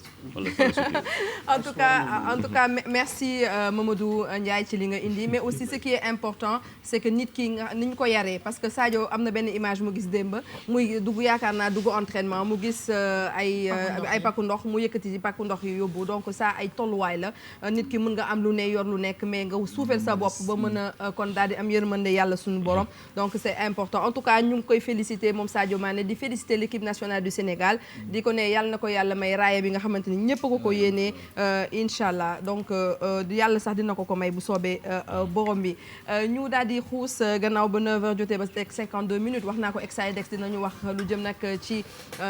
vidéo bu Jaman Express bu mu daal di génne ci kanam dinañu fàttaliku kan la ñuy fàttaliku ñi ngi fàttali Alaaji Baba Ndiongo la ñuy fàttaliku bu neexee yàlla ci kanam lay doon Alaaji Baba Ndiongo ci kanam la xam nga moom lañu tuddee gàmmu ren bi incha allah moom la ñuy def fàttaliku bu neexee yàlla incha allah ci loolu danañ ko def ci kanam les 7 péchés capitaux donc danañ ci ñëw ak oustaz Assane Seck Sophie mi ngi ñii rek daal di toggal mais laata loolu dañuy waxu gaal ak patrimoine bi nga xamante ni moom Coro indi na ko tey jii wax ñu gaal fa mu jógee fa mu nekk ak naka lañ ko war a def pour mën ko préserver Coro. voilà Dieynaba ni ma ko waxee sànq dañu nekk ci dëkk boo xamante ni gaal daf fi am taxawaay bu am solo rawatina bu ñu waxee fi nga xamante ni moom moo di Dakar daanaka ay goxu lébu rek moom moo ko wër waaye même boo génnee tamit Dakar dem fu mel ni île du Saloum li nga xamante ne moom moo di moyen de transport bi fa gën a bëri peut-être gaal la parce que moom mooy relier dëkk yi nga xamante ni yi ci ëpp ñoom ñoo nekk foofule ndax ndox moom moo ko wër waaye nag gaal yooyu la du Sénégal rek la du Afrique rek la am wala du rek fii la njëkkee ndax bëri na ay dëkk yoo xamante ne am nañ ko boo demee fu mel ni Amérique du Sud wala nga dem Sibérie ci Océanie bi ak yooyu yëpp dañuy utiliser gaal et puis loo xamante ni la moyen de transport la boo xamante ni du tey rek la tàmbali ça fait énormément d'années yoo xamante ni mu ngi fi woon te à la base loo xamante ni que la daaw du woon dara lu spécial la ñu ko doon defaree parce que dañ la doon wax ni benn tronc d'arbre rek lañ daan jël gas muy creuser bi defal ko ñu ko doon woowee monoxyle donc moom la ñu doon liggéeyee li nga xamante ne moom moo di gaal bu ko defee ñu daal di ko daan boole ak voile wala ak pagaie ngir mun koo jëriñoo jamono nag di dox ba gaal boobu jël beneen ampleur moo xam ci réew mi ak fi nga xamante ne moom moo di ci bitim réew bu ñu ñëwee nag fi nga xamante ne moom moo di Afrique wala Sénégal dañu am li nga xamante ne moom moo di la pirogue traditionnelle mu xaw a voilà mooy gaalu looco bi nag moo ma réeroo maa ngi nii maa ngi nii gar mi voilà Pape Samba va nous montrer les images en même temps donc gaalu looco yi nga xamante ni à la base Dieynaba dañ ko doon équipé ak confort bi mu waroon yëpp même su fekkee ni léegi ça a tendance à perdre son lustre d'antan bokk na ba tey ci li nga xamante ni moom mooy ci décoru Sénégal gaalu looco yooyu noonu mënuñu ko fi dindi boo demee fi nga xamante ne moom moo di Rufisque gaal bi ñu leen di wan ki ko liggéey mi ngi tudd Vieux Bara Sarr moom boo demee mu ngi Rufisque di fa liggéey ay gaal yu nga xamante ne yu am solo la moom ak ay ndaw yoo xamante ne ñoom ñoo koy jàppale et pourtant mu ngi nii nit la ku nga xamante ne sax peut-être ñu bëri mënuñu teg benn visage ci kanamam ci turam plutôt parce que liñ koy dégg moo ëpp foofu li nga xamante ni moom lañ koy gis mais da ngay gis ni que liggéey bu am solo la doon am foofu ba ñi nga xamante ni sax ñoom ñooy jëfandikoo gaal yi pour dem ci géej gi dañu doon rafetlu nekkin bi nga xamante ni moom la nekk foofu fii nag dañu fiy am ay gaal yu wuute modèle bu mag bi nga xamante ni moom la ñuy utiliser pour bu ñuy dem nappi géej mooy bi gën a mag bi am na beneen boo xamante ne pour course la ak gaal yi nga xamante ne moom moo di gaal yu ndaw yi mais liñ ci souligner Dieynaba mooy quoi qu'on puisse dire dafay am problème mu insécurité ak gaal yi parce que ku ne xam nga ni que géej amul bànqaas comme on le dit te li nga xamante ne moom moo di naufrage yu bëri yuy am en mer gaal yi nii ñoom ñoo ciy gën a pâtir ñoom ñoo ciy gën a am li nga xamante ne moom moo di ay tolof te itamit ñun gaal yi li nga xamante ne moom moo di réellement entretien bi mu laaj moom la ñu dul am parce que dañ ko tegul farata bi nga xamante ni moom la war a am moom moo di gaalu looco yi déjà ñi nga xamante ne ñoom ñoo ciy liggéey rek ñoom ñoo gën a am farlu ci gaal yi ñun ku nekk ci ñun boo rombee gaal yi. mais justement man li ma peut-être mënul comprendre mooy dañ ne bant ak ndox àndul. mën na étanche. ah mën na étanche buñ ci am na ay produits dañ ci def goudron ba pare. ñoo dañ ci def goudron ok dañ ciy tuur goudron ba pare. ok pour mu étanche voilà. après nag ñu teg ci peinture ci suuf. d'accord ba mu liis. tegaat ci ay couches yu bari bàyyi ba mu wow. après ça permet oui mais ñoom raison de plus je veux dire loolu dañ ko ciy gën a soxla parce que xam nga géej quand même ak doole bi nga xamante ne ak kàttan bi nga xamante ni moom la am ndox mi donc ñoom plus li nga xamante ne moom moo di bant boobu noonu di gën di dëgër plus ñoom mu leen di gën a arranger même suuf baax ah mënuma ko même su fekkee ni mooy andiwaat li ñu doon wax sànq problème mu insécurité bi parce que gaal gi mënul dëgër ba mën a téye bu baax li nga xamante ne moom moo di ndox bi mais xam nga nappkat yi souvent ñoom dañu tàmm géej gi ba pour ñoom ak ñoom ñooy jën yi en fait ñoom ak ndox yi ñoom ñoo dëkk ba affaire bi dootu leen def souci comme ñun ñi nga xamante ne nga ni jënuma leen de nappkat yi ci moom géej gi yóbbu ci jën comme ñun souci bi nga xamante ne ñun moom lañ ci am xam nga man tey dama am sax problème mu traverser île Serpent wala île de Ngor wala genre yooyu parce que du ma ñeme torop gaal yi bokkul ak ki nga xamante ni moom moo di nu mu tudd moom moo di nappkat bi. maintenant état seen liggéey la en fait. waaw seen liggéey la daa mel ni micro rek yow ni nga ko ñemee ñoom ñemeewuñu noonu. waaw mi ngi noonu ku nekk ak sa liggéey donc même su fekkee ni que ñu ngi tendre di dem kilifa yi ñu ngi bëgg ñu jëlee fi gaalu looco yi nga xamante ni voilà moom moo fi indi fi gaal fibre de verre yi nga xamante ni nappkat yu bëri gisaguñu yaakaaraguñ ne pare nañu pour jóge ci transition gaal bi nga xamante ne moom moo di la pirogue traditionnelle ak bant bi ay tout dem ci li nga xamante ni moom moo di fibre en verre boobu yooyu yëpp nekk ay jafe-jafe yoo xamante ni ñoom dañuy wéy di ko dund ci li nga xamante ni moom moo di géej gi mais quoi qu'on puisse dire gaal Dieynaba du yomb ñu jëlee ko ci histoire u Sénégal parce que comme ni ma ko waxee dafay yàgg ak ñun boo demee ci Petite Côte bi noonu la fa bëree foofu yëpp sax day sori demal Soumbédioune rek da ngay gis gaal yi ana naka la leen nit surtout à 17h bi noonu nee na Yoff bi non mais lu mu wax nii c'est important Soumbédioune 17h bi noonu ba ñu war a teer indi jën yi ñu koy ni ñu koy xëccee noonu di wayee noonu non c'est magnifique. voilà loolu dafa dem ba dafa bokk ci culture du Sénégal en fait dafa dem ba dafa bokk ci culture du Sénégal mënatuñ ko fi dindi lébu yi ak xol bu saa mi ngi may xool rek ci katu gaal boo xamante ni xëcc gaal ba toog mais xam nga li mu andi dafa am xëcc mbaal man au-delà de par rapport ak li mu mujjee noonu muy affaire mbaal beeg par exemple andi nga gaal xam nga par exemple gis gaal yu ndaw gaal yooyu moom la ñuy tuddee gaalu gët mooy ñi nga xamante ne dañuy xëy 6 heures du matin wala 4 heures du matin balaa midi wala 13 heures ñu ñëw indi parce que am ñoo xam ne il faut dañuy teel a dem pour teel a teer ndax ñii di ñëw ji jënd jën bu bees mën a dem am lu ñu taalee añ aussi bu ñu ñëwee moom la ñuy jaay pour mën a gaaw dem joxe ji dépense ñooñu la ñuy wax gaalu gët mais gaal yu mag yi moom la ñuy tuddee li nga xamante ne moom moo di gaalu maare mooy gaal yi nga xamante dañuy def ay 2 3 mois 6 mois si biir géej gi waaw nekk fi maare laa maare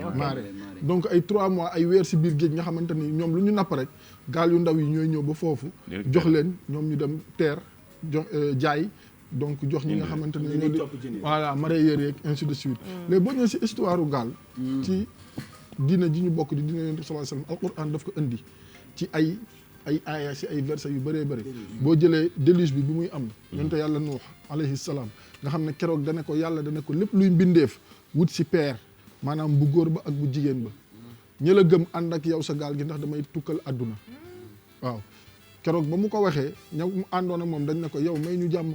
fii yàlla juy tukkal àdduna amu fi mais yàlla ji dana asamaan tawal suuf génne li nekk si yow si ndox xam nga asamaan rek su tawee te suuf génnewul rek musiba am na chaque jour ñu dund ko fii si réew mi mais keroog gaal moo sauvé humanité kon dafa am histoire ci li nga xamante moom moo di diine ak si histoire humanité ndax déluge bi mu amee ña sa dundoon ñëpp nee nañ si gaal gi la ñuy yëg muy gaalu yonte yàlla Nuux alayhi salaam kon gaal yàgg naa nekk loo xamante ne ni day sauver doomu aadama mais itam nit day dem di si def li nga di si wut li nga xamante moom moo di njëriñ boo demaatee si suuratul Kahf yàlla mu ngi koy wax Xudar nga xam ne moo àndoon ak yonte yàlla Moussa alayhi salaam ba mu ne yonte yàlla Moussa alayhi salaam bul ma laaj mukk tànk waxuma la ñu ànd di tukki mu romb benn gaal toj gaal gi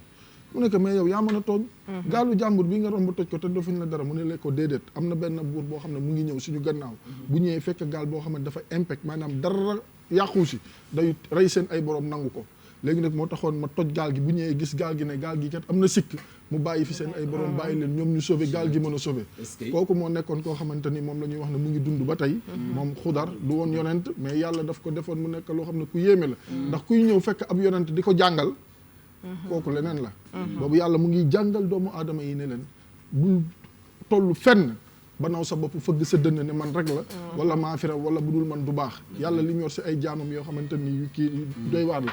fi may jeexale mooy ba si bato yi nga xamante ni dañuy yëpp conteneurs yi sax yàlla andi na ko si alquran walahul jawaar munshaati fil bahri kal a'lam si suratul rahman yàlla nee na maa sàkk ba sàkkal leen ay gaal yoo xam ne dañ tàggatal leen ko yoo xamante ni dañuy daw si géej gi di yëpp ay marchandises yoo xam ne day mel ni ay gratte-ciel loolu boo ko interprété mooy gaal yi nga xamante ni tey ñooy yëpp li nga xamante ni moom moo di conteneur beneen bi nee ne gaal yi di daw si biir géej yàlla nee ne du seen xarañte du seen am xam-xam du seen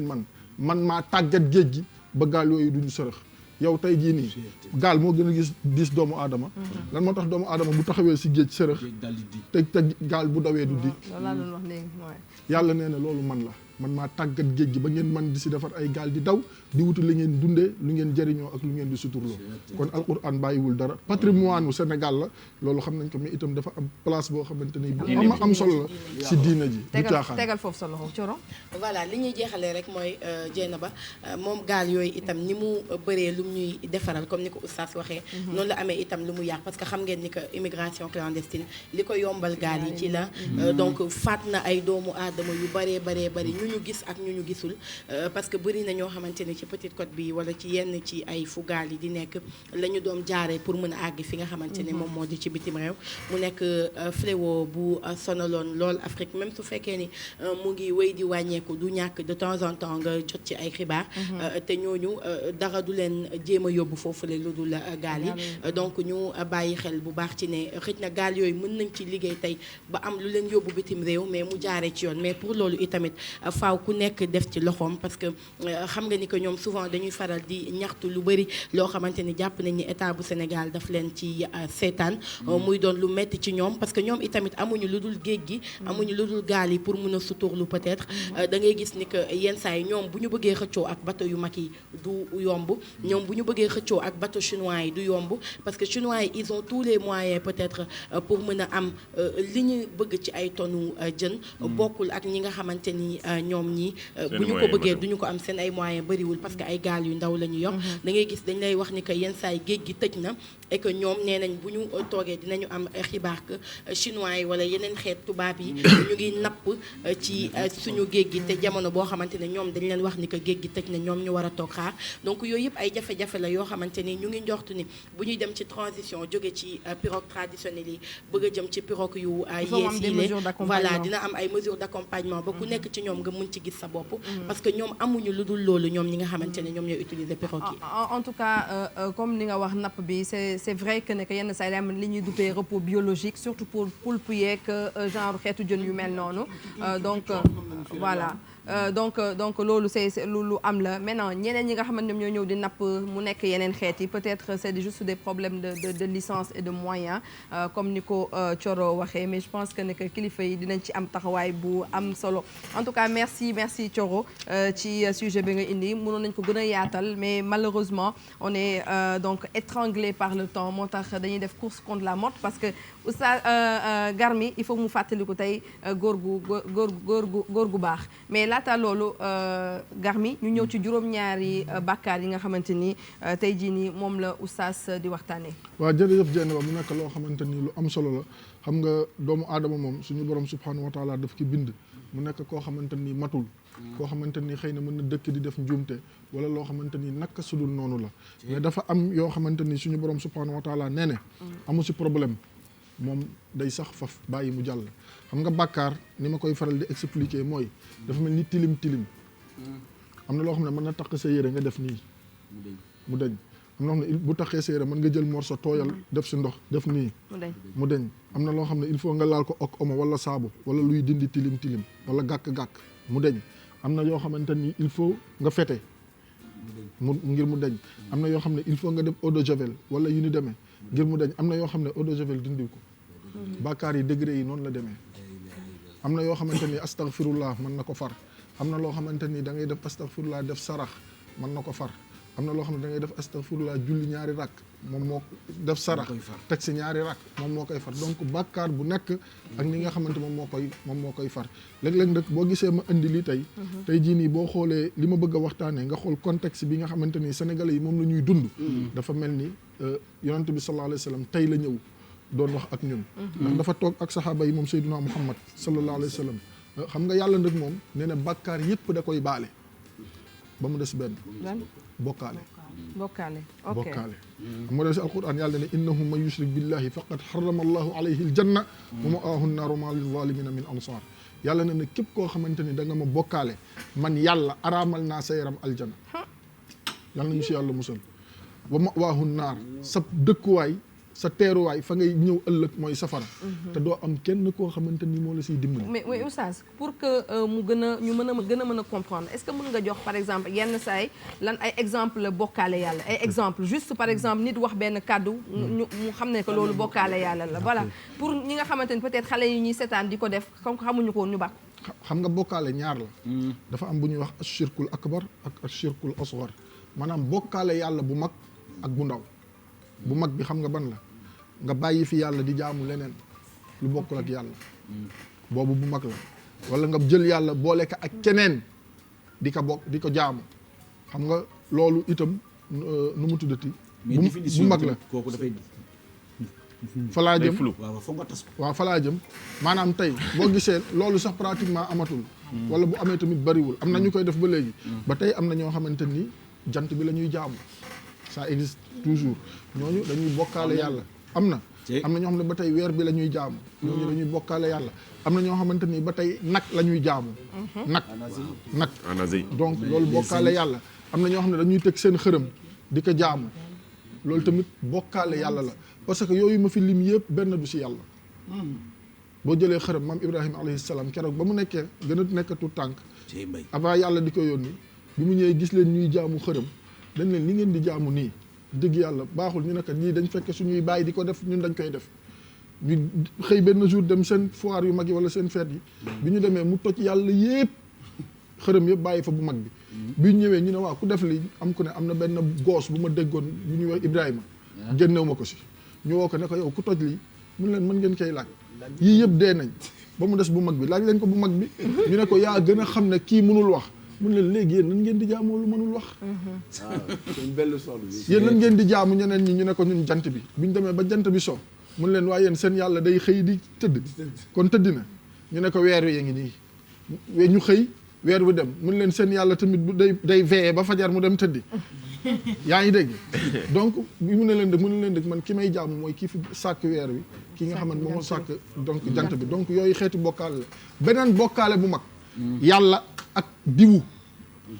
maa ngi ñaan yàlla ak diwu loolu bokkaale bu mag la waaw ak ku mu mën a doon maa ngi ñaan yàlla ak diwu xam nga lu tax yàlla kenn du ko tudd ba pare di si teg ak mooy avec wala loolu kenn du ko defal suñu borom subhanahu wa taala moom kott moom dong tey jii nii koo fi ñaan ku dul yàlla perte nga xam nga lu tax koo fi ñaan dafa ne yàlla ak diw boo demee ñu ne la fii la tëdd du dëgg koo fi ñaan rek boo demee ñu ne la fii la tëdd bu wees ku dul suñu borom subhanahu wa taala bañuñu nag nga ñaan si barke diwu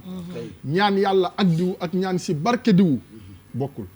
ndax yonent bi sallallahu alayhi wasallam sax wax na ne tawassalu bi jaahi bu ngeen bëggee yegg si yàlla jaar leen ko si man foo loo gis am na buntu yàlla mooy sayduna muhammad sallallahu alayhi wa sallam bés bu ne ñu ñaan si barke sayduna muhammad sallallahu alayhi wa sallam moom moo ne tawassalu bi jaahi jaar leen si man ngir mën a am li nga xamante ni moom ngeen bëgg bokkul ak nga ne maa ngi ñaan yàlla ak yonent bi sallallahu alayhi wa sallam déedéet yonent bi mayewul sallallahu alayhi wa sallam benn sëriñ mayewul benn nit mayewul yàlla rek moom mooy maye xam nga lu tax ñi koo fi ñaan si turam boole kook yàlla rek moom ba muy ñaan yàlla kottu la ñaan ndax ñaan weesuwul allahumma ak rabbana kon boo jëlee yàlla ne yàlla wala yàlla ak diw yow yaa ngi bokkaale borom bi subhanahu wa taala loolu mooy bokkaale yu mag yi yiñ mën a wax bokkaale yu ndaw yi nag ñaar rek laa si cité yonent bi sallallahu alayhi wasallam nee na bokk na si bokkaale yu ndaw nga toog am problème ne xaaral ma dem si diw mu dem seetali ma nga dem waaw waxuma listixaar de seet ay petaaw ak ay ndox ak ay suuf ak yeneen yaa ngi dégg ay sondeel ak yu ni demee nga dem yonent bi sallallahu alayhi wa sallam moo ko wax képp ku ko doon def nga dégg lii bàyyi ko ndax amatuloo lay soo ko xamul moom mooy ma baax na waaw mais soo ko xamee dégg ko amatuloo lay bàyyil ndax julli dañ koy sant mu def ñu tere ko mu ba yonent bi sallallahu alayhi wa sallam nee na soo demee nga toog ne diw man de dama bëgg nga seetal ma mu wax la yow gëmuloo ko wax na la de mais te gëmuloo ko yow loo julli ñeent fukki guddi yàlla du ko nangu 40 jours te yow gëmuloo ko de kon ne mbay nga lañu ko dëkke waaw yow gëmuloo ko moo tax Sénégal il faut ñu xoolaat seen taxawaay xam nga lan moo tax parce que yàlla gis nga fiiraange gi ñuy wax si yàlla la fekk baax fiir moo tax yàlla fexe na ba kenn du ko teg bët fii si àdduna fiir moo tax yàlla moo tax fa mu nekk mayu fa kenn accès yaa ngi dégg maa ngi dégg almaktum radiyallahu anhu si benn vidéo mu koy wax mu ne yàlla kenn du ko gis fii si kaw suuf munul nekk fiir moo tax suñu borom subhanahu wa taala nekk fu kenn xamul jurul kenn juru ko yaa ngi dégg kon loolu dafa nekk loo xam ne point bu am solo la sénégalais yi nag mënuñu nekk di bokkaale yàlla parce que seet gaa ngi fi nañ ko waxtaanee ba pare man bés bu ne nit woo ma man dama demoon bu sel ñu wax na man la dafa xaraam bàyyil mais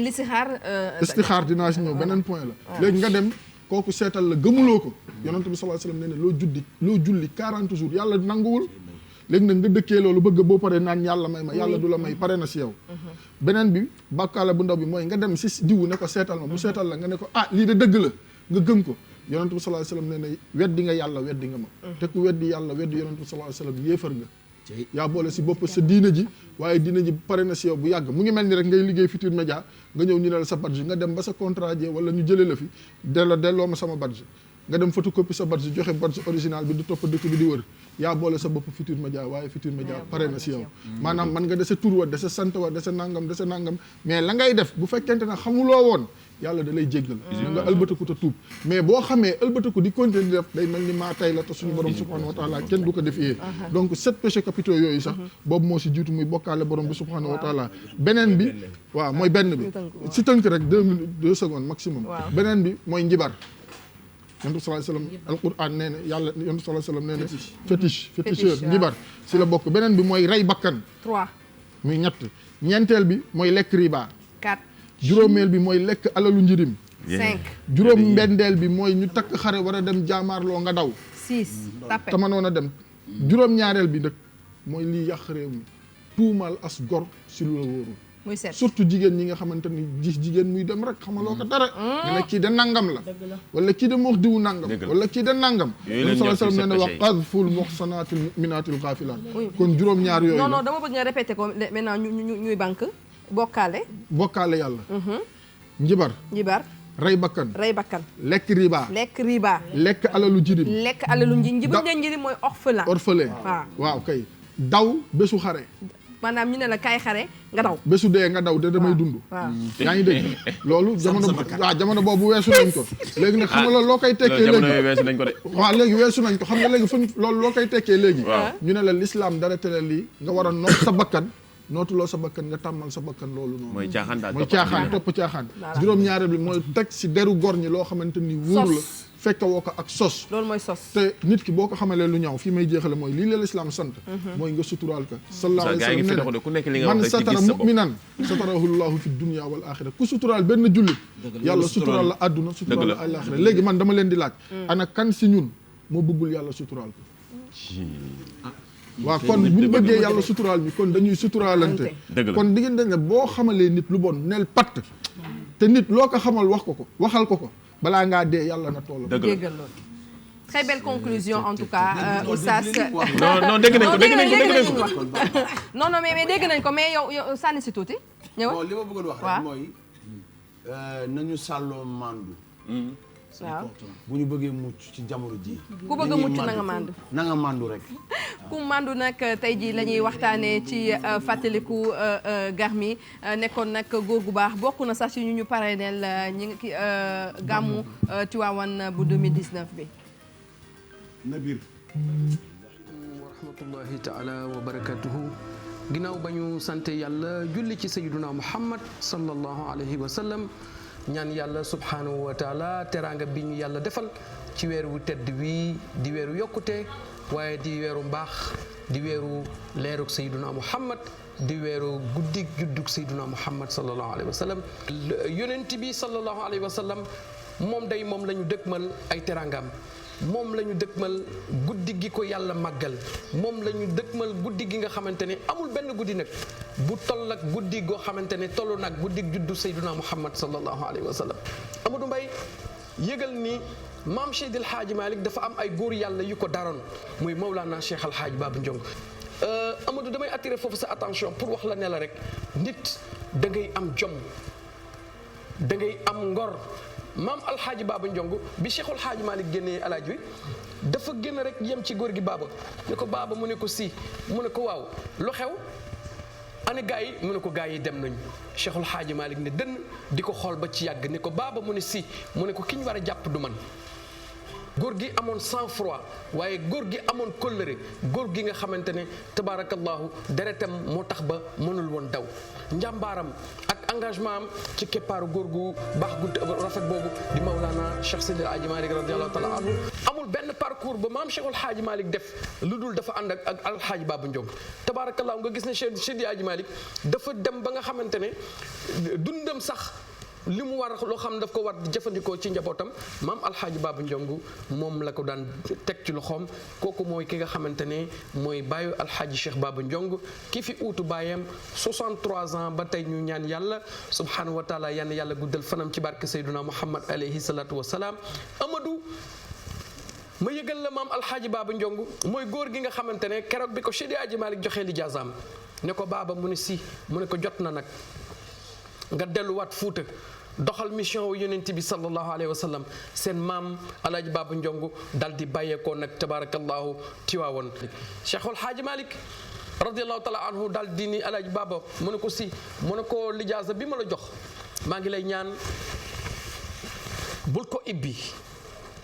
na nga ko denc ba àgg Ndar góor gi tabaarakallaahu daal di denc enveloppe bi ba àgg Ndar ba mu ibbee enveloppe bi mu gis ni que Cheikh Sidi Hadji Malick dafa mel ni lim ko jox dafa ëpp ci moom loolu la jàppoon ci xelam mu jëlaat saxaar bi delluwaat Tiwaawan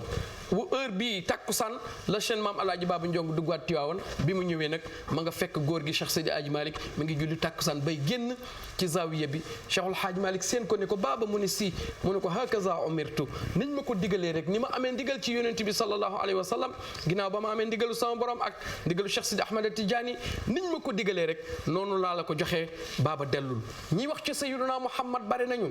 tanabbahu anna nuuran xatmi laylakum xat àll fi xidmatin min adxaril xiyami an atiru baaxi lu xayral buxuuri wa afrasu sajadaati takriman alal xusami yëgal ni sangu àddina ak alaxira bàyyi fatimata bàyyi umu kalsum bàyyi roqayatu moom mee moo war a gane àdduna ñu ne kooku mooy kan mooy muhammadu rasulullahi yaakaari jaam yi borom barrière urus ba yowmal xiyaam barrière ba dafay dégaase bàmmel ba ni tàccar xar rasulullahi sangu àddina ak alaxira ki ñu dëgmal bësam bu barrière ba dégaase bàmmel ba ni tàccar xar yonti yàlla Muhammad day génn bëgg sujjóot yàlla ne ko isfaatu shafa wasal tuuta laajal ñu jox la nga ramm ñu romm loola Aboubacar dekki Ousmane dekki. macha allah fàttali ko El Hadj Baba Jong bokkoon ci ñu parrainé gàmmu ren ji. xam nga Adja Dieynaba. oui. mag ñi dañu nekk ñoo xam ni dañu àndoon ak mag ñu baax ñi. tarbiyu ba ñu jox leen ay lisaaja yoo xam ne yi ay cër la yoo xam ne mag ñu baax ñi ñoo leen ko toppal ku mel ni Seydi Hadji Malick radiyallahu taala anhu Baba Ndiongo da doon kenn ci moom mu am nag cër boo xam ne bile dafa ko tappal cër boobu tey su àddina doxee ci koo xam ne kii mi ngi juddu 1872 génn àddina 1952 àddinay dox ba ñu ne tey gàmmu ren bile moom lañ ko pare ni cër bi moom la ñu ko jox loolu dafa nekk loo xam ne lii lu rëy la. moom mooy mbokk El Hadj Assane Gueye bi moom mooy goro El Hadj Assane Gueye bi wala beneen parrain bi la. am na benn parrain bu jógee woon côté Linguère. beneen côté Matam je pense. waaw mën na nekk waaw mën na nekk mais mu xaddam yooyu. dañu nekk ñoo xam ne ñii léeg-léeg ñu bàyyi leen xel day am solo moom dañ ko bàyyi xel bu rëy. boo xam ne bile cër boobu nga xam ne moom lañ ko tappal biñ ko joxee cër képp koo xam ne kile bokk nga ci famem am nga keroog am nga loo yëg xam nga ne daal dëgg-dëgg wëllëre ñaari góor yàlla yi àndoon sët yi tey dundal nañ ci dundal boo xam ne bi dundal bu wér la ba tax ñu def ci nag mobilisation bu rëy ànd ci ak seen soppe Serigne Cheikh mi nga xam ne mooy xalifa bi mi nga xam ne tey tubaarkàlla moo toog fi nga xam ne nii fa la Alaaji Baaba Jong toogoon mu am ci yëg-yëg bu rëy ànd ci ak famille bi yëpp moo tax ñu ndokkeel ci nag bu baax a baax ki nga xam ne kii mooy seen magu kër di sag ci réew mi yëpp bu ñu ko tuddee àddina yëpp war nañoo xam ne kii sag la ci réew muy ajutu ay da njong bu baax bi maa si sawa jaaj mi ci barak mi sa xarit moom ma waxoon ne ma dëgg-dëgg musóoru sa dëgg-dëgg kii bi neex na ma lool Amadou Mbaye Gar mi laajal ma ko daal kan moo ko def ndax moom dafa bëgg lu baax mu am ci mbégte nag ku mel ne Baaba Maal ca la bokk am ci mbégte ku mel ne Racine Sy ku mel ne Moussa Diop mi nga xam ne tubaarkàlla moo yor Dakar Dem Dikk ak ki nga xam ne kii dëgg-dëgg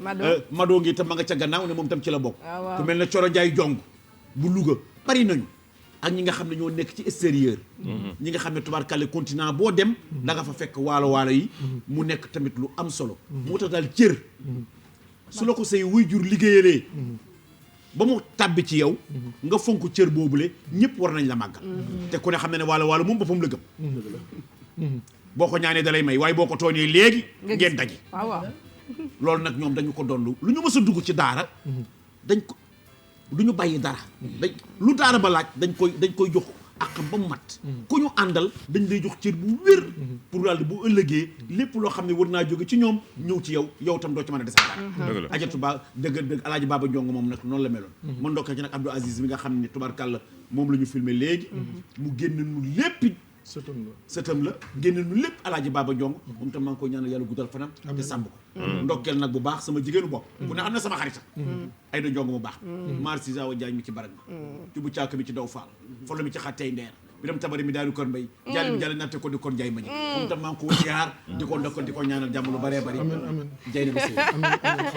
nee suñu tata Ayda Njong dinañ ko defal musóori incha allah Fat si Fula moo fi jaar incha allah yóbbul ko ma am si ñaari kaddu rek si ñaari kaddu rek juste rappeler que ne moom muqaddama nga Seydil Hadji Malick la woon radiyallahu anhu bàyyee ko fële sa Boxol comme niñ ko waxee fële ca Podor nekk koo xamante ni borom xam-xam la woon nga xam ne li tax mu toppoon Seydil Hadji Malick radiyallahu anhu du dara lu dul li nga xamante ni moom moo di xam-xam ndax dafa am bés mu dégg góor gi Cheikh Seydil Hadji Malick radiyallahu anhu di waxtaanu diine mu may ko nopp dégg ko mu wax loo xamante ni kenn du ko lam-laamee keroog la décidé woon mu nekkoon en 1889 ne moom dootul bàyyi Cheikh Seydil Hadji Malick radiyallahu taala anhu ba en 1952 comme ni nga ko waxee bi mu génnee àdduna kii ko jullee jiite ko du kenn ku dul Thierno Saïdou Nourou Tall te ku wax Thierno Saïdou Nourou Tall radiyallahu anhu wax Cheikh Seydil Hadji Malick radiyallahu anhu jàll ba ca borom Arrimah ki nga xamante ne moom moo di Omar Foutiyou Tall nga xam ne moo fi dugal tariqa Cheikh Ahmed Tidiane radiyallahu taala anhu kon mag ñaa ngi nii comme ni ko gar mi waxee yal na yàlla yokku seen leer te taas ñu seen barke si daraja Seydina Muhammad en tout cas dafa am solo sax di màggal ñi nga xamante ni ñoom ñoo liggéeyal diine ñoom ñoo liggéeyal l'islam donc comme ni ñu ko defee ci gàmmu Tiwaawan noonu lañu koy defee ci yeneen xew-xew ci wàllu diine xam ngeen ne njabootu Omarienne ñu ngi waaj ñoom tamit seen ziara au mois de janvier ñoom itamit chaque année noonu lañu koy def di dara jaale kon bis bi ñi nga xamante ni ñoom ñoo àndoon ak El Hadj Omar Foutiyou Tall wala Thierno Saïdou Nourou Tall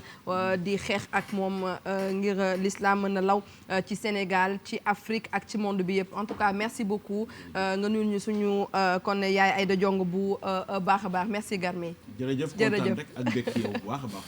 merci beaucoup xam naa nag Omarienne yi nag boo ci tabbee sa xel ñëpp dina seen xel dina dem ci dëgg Umu Salamata mu baax mi xel itam dina tabbi tamit dëgg ci Cheikh Amadou Bachir Tall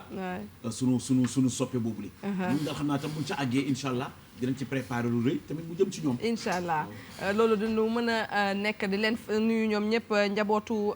taaleen yi mu mel ni 10 heures jot na ba teg 26 minutes la ñu dese ci ay waxtu ci ay simili sax laa war a wax bariwul ñu tàbbi ci waañ wi rek dem yër li nga xamante ni moom la Sophie indi tey jii nii di riz pilaf yaakaar naa ne noonu la lekk lu ñuy jóge fii ci Sénégal bay dundee kon Sophie fan nga toll ci togg bi waaw Dieynaba comme ni ñu ko waxee woon sànq rek tey riz pilaf la ñu andi waaw fi mu ne nii kay mën nga coppati ci ceeb bi mën nga coppati ci nen bu ñu œuf dur beeg olivier yooyu yëpp mën naa nekk Dieynaba déjà nii nag comme ni ñu ko waxee woon sànq rek tey riz pilaf la ñu andi nar ko defaree nag ak li nga xam ne mooy ceebu mbay bi mooy riz local bi déjà gis nga nii rek ceeb bi moom laa doon defar sànq parce que nag dafay laaj nga defar ko à l'avance déjà ni dama jël benn cuillère à soupe de beurre daal di koy def ci marmite bi jël benn oignon dagg ko en dés sauté ko ak moom ba mu commencé am couleur bi mu commencé am couleur nag ci laa jël ceeb bi daal di ko ciy sotti boo ko ci sottee nag automatiquement doo ci def ndox da ngay bàyyi nag ceeb bi di ko tourner ak beurre bi ak oignon bi ba ceeb bi jël couleur ba nga gis ni ceeb bi dafay commencé am ay traits yu blanc nga daal di jël nag benn verre lu ndox daal di ko ciy sotti bàyyi noonu mu ñor moo ñu jox résultat bi ci beneen côté bi aussi maa ngi commencé woon di defar li nga xam ne mooy poulet bi nag dañu ko poché daal di koy muusal ba pare bi ñu ko muusalee nag ba pare dañu ko émietté daal di koy kii ba mu sew blanc bi moom la ñu jël utiliser ko déjà moom laa teg nii ci poêle bi muy am couleur déjà def naa ci tuuti paprika def naa ci tuuti curry ak laurier en poudre moom laa ci def ak ail def sel ak poivre déjà nii tamit de l'autre côté am naa tuuti courgette boo xam ne dama ko râpé am carotte râpé moom it damay ñëw rek daal di koy sotti ci li nga xam ne mooy blanc de poulet bi su ko defee nag lépp après dama koy boole def ko ci li nga xam ne mooy ceeb bi nga xam ne dama ko sauté ak beurre ak oignon moom it ba mu am couleur déjà fii am naa œuf dur benn nen bi nag moom laa jël moom tamit ma dagg ko en petit dé damay ñëw rek sotti ko ci li nga xam ne mooy ceeb bi moom jarul muy dem ci blanc de poulet bi gis nga nag suñu defee ni li ñuy ñëw daal di mélanger courgette bi ak blanc de poulet bi nga xamante ne ni sauté nañ ko moom tamit ba mu am couleur déjà mën nañu ko bàyyi tuuti rek mu mélanger wu ak poulet bi le temps que may dagg tuuti oignon vert pour mu permettre ma moom tamit ma mën ko def ci li nga xam ne mooy riz pilaf bi. parce que fii tamit la plupart du temps bu ñuy togg kii ñànkatang mën nañu ko changer de temps en temps def ko comme ni sotti tuuti beurre rek sotti ci ceeb bi nga xam ni ceeb bi bu amul sauce sax di nga ko mën a lekk noonu directement. voilà gis nga ni ñu dagg oignon vert bi bu ñu ko daggee nii nag ba pare moom it damay ñëw rek sotti ko mu fekk ji ceeb bi ak nen bi nga xam ni moom la ñu mooy œuf dur bi suñu paree nag rek damay ñëw daal di fay gaz bi jël blanc de poulet bi ak carotte bi ak courgette bi nga xam ni moom la ñu mélangé daal di koy sotti ci biir ceeb bi. voilà mën naa jëli fii benn cuillère comme ça ma mën koo mélanger bu baax. gis nga nii rek lii nag soo amee tuuti sa sauce soja mën nga ko ci sotti wala nga am tuuti sauce grenadine mën nga ci def tuuti day relever goût bi te tamit da koy gën a jox couleur. gis nga nag bu ñu defee ni ba pare am naa fi aussi ay olive noire moom it damay ñëw rek daal di ko ci rajouter. olive noire yi nag moom c'est facultatif bu la neexee nga def ko ci bu la neexee nga bàyyi nag ba touche finale bi nga daal di ko ciy def mais comme ni ma ko mélangé nii tamit boo ko ci defee noonu du ko yàq dafay gën a jox li nga xam ne mooy ceeb bi goût ak couleur bi dafay gën a génn. gis nga nag bu ñu defee nii ba pare on va rajouter un peu de sel daal di def tamit tuuti ci suñuy épices. voilà gis nga nii rek suñu paree nag daal di mélanger. mu nekk nag benn plat boo xamante ne ni c'est très facile à faire lii nag mën na doon soit accompagnement mais yi jéena ba ceeb la rek boo def soble. yàq toujours suñu der naan facile na à faire. c'est très facile à faire après na la ne waaye yow Sophie lu muy wax dëgg la. waaw mënoo dara. ay waay arrêté waay Sophie. gis nga nii jéena ba da ngay sauté ceeb bi rek comme ni ma la ko waxee noonu boo sauté ceeb bi ba pare li des nag mooy nga ñëw rek daal di débarrasser plan de travail bi ñu ñëw nag jàll ci li nga xam ne mooy dressage du plat bi. gis nga nii ceeb bi déjà boo ko xoolee nii rek da ngay am envie lekk lii nag boo amee sa benn poulet braisé bu baax mën nga ko boole ak moom. voilà nii nag dañuy def benn plat bu généreuse mën a teg li nga xam ne mooy œuf dur yi teg li nga xam ne mooy tomate yi. voilà gis nga nii rek ñu daal di koy étaler mu jël forme assiette bi yëpp. lii nag boo amee persil coriandre mën na la permettre touche finale bi nga daal di jël sa persil coriandre boo xam ne da nga ko haché ba mu baax rek daal di ko ci sotti saupoudrer ko ci kaw nga xam ne boo koy lekk ak persil coriandre bi dafay gën a am goût. voilà nii rek ñu tegaat côté bi ba mu fermé bu baax. ñu defar nag benn assiette bu généreuse mënoon nañ jël rek benn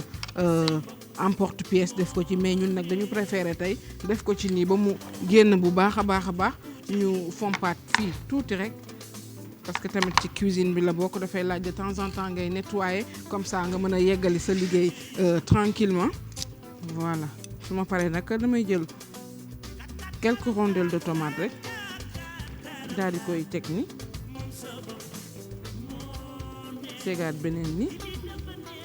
tegaat beneen ni kookan la tonton Garmi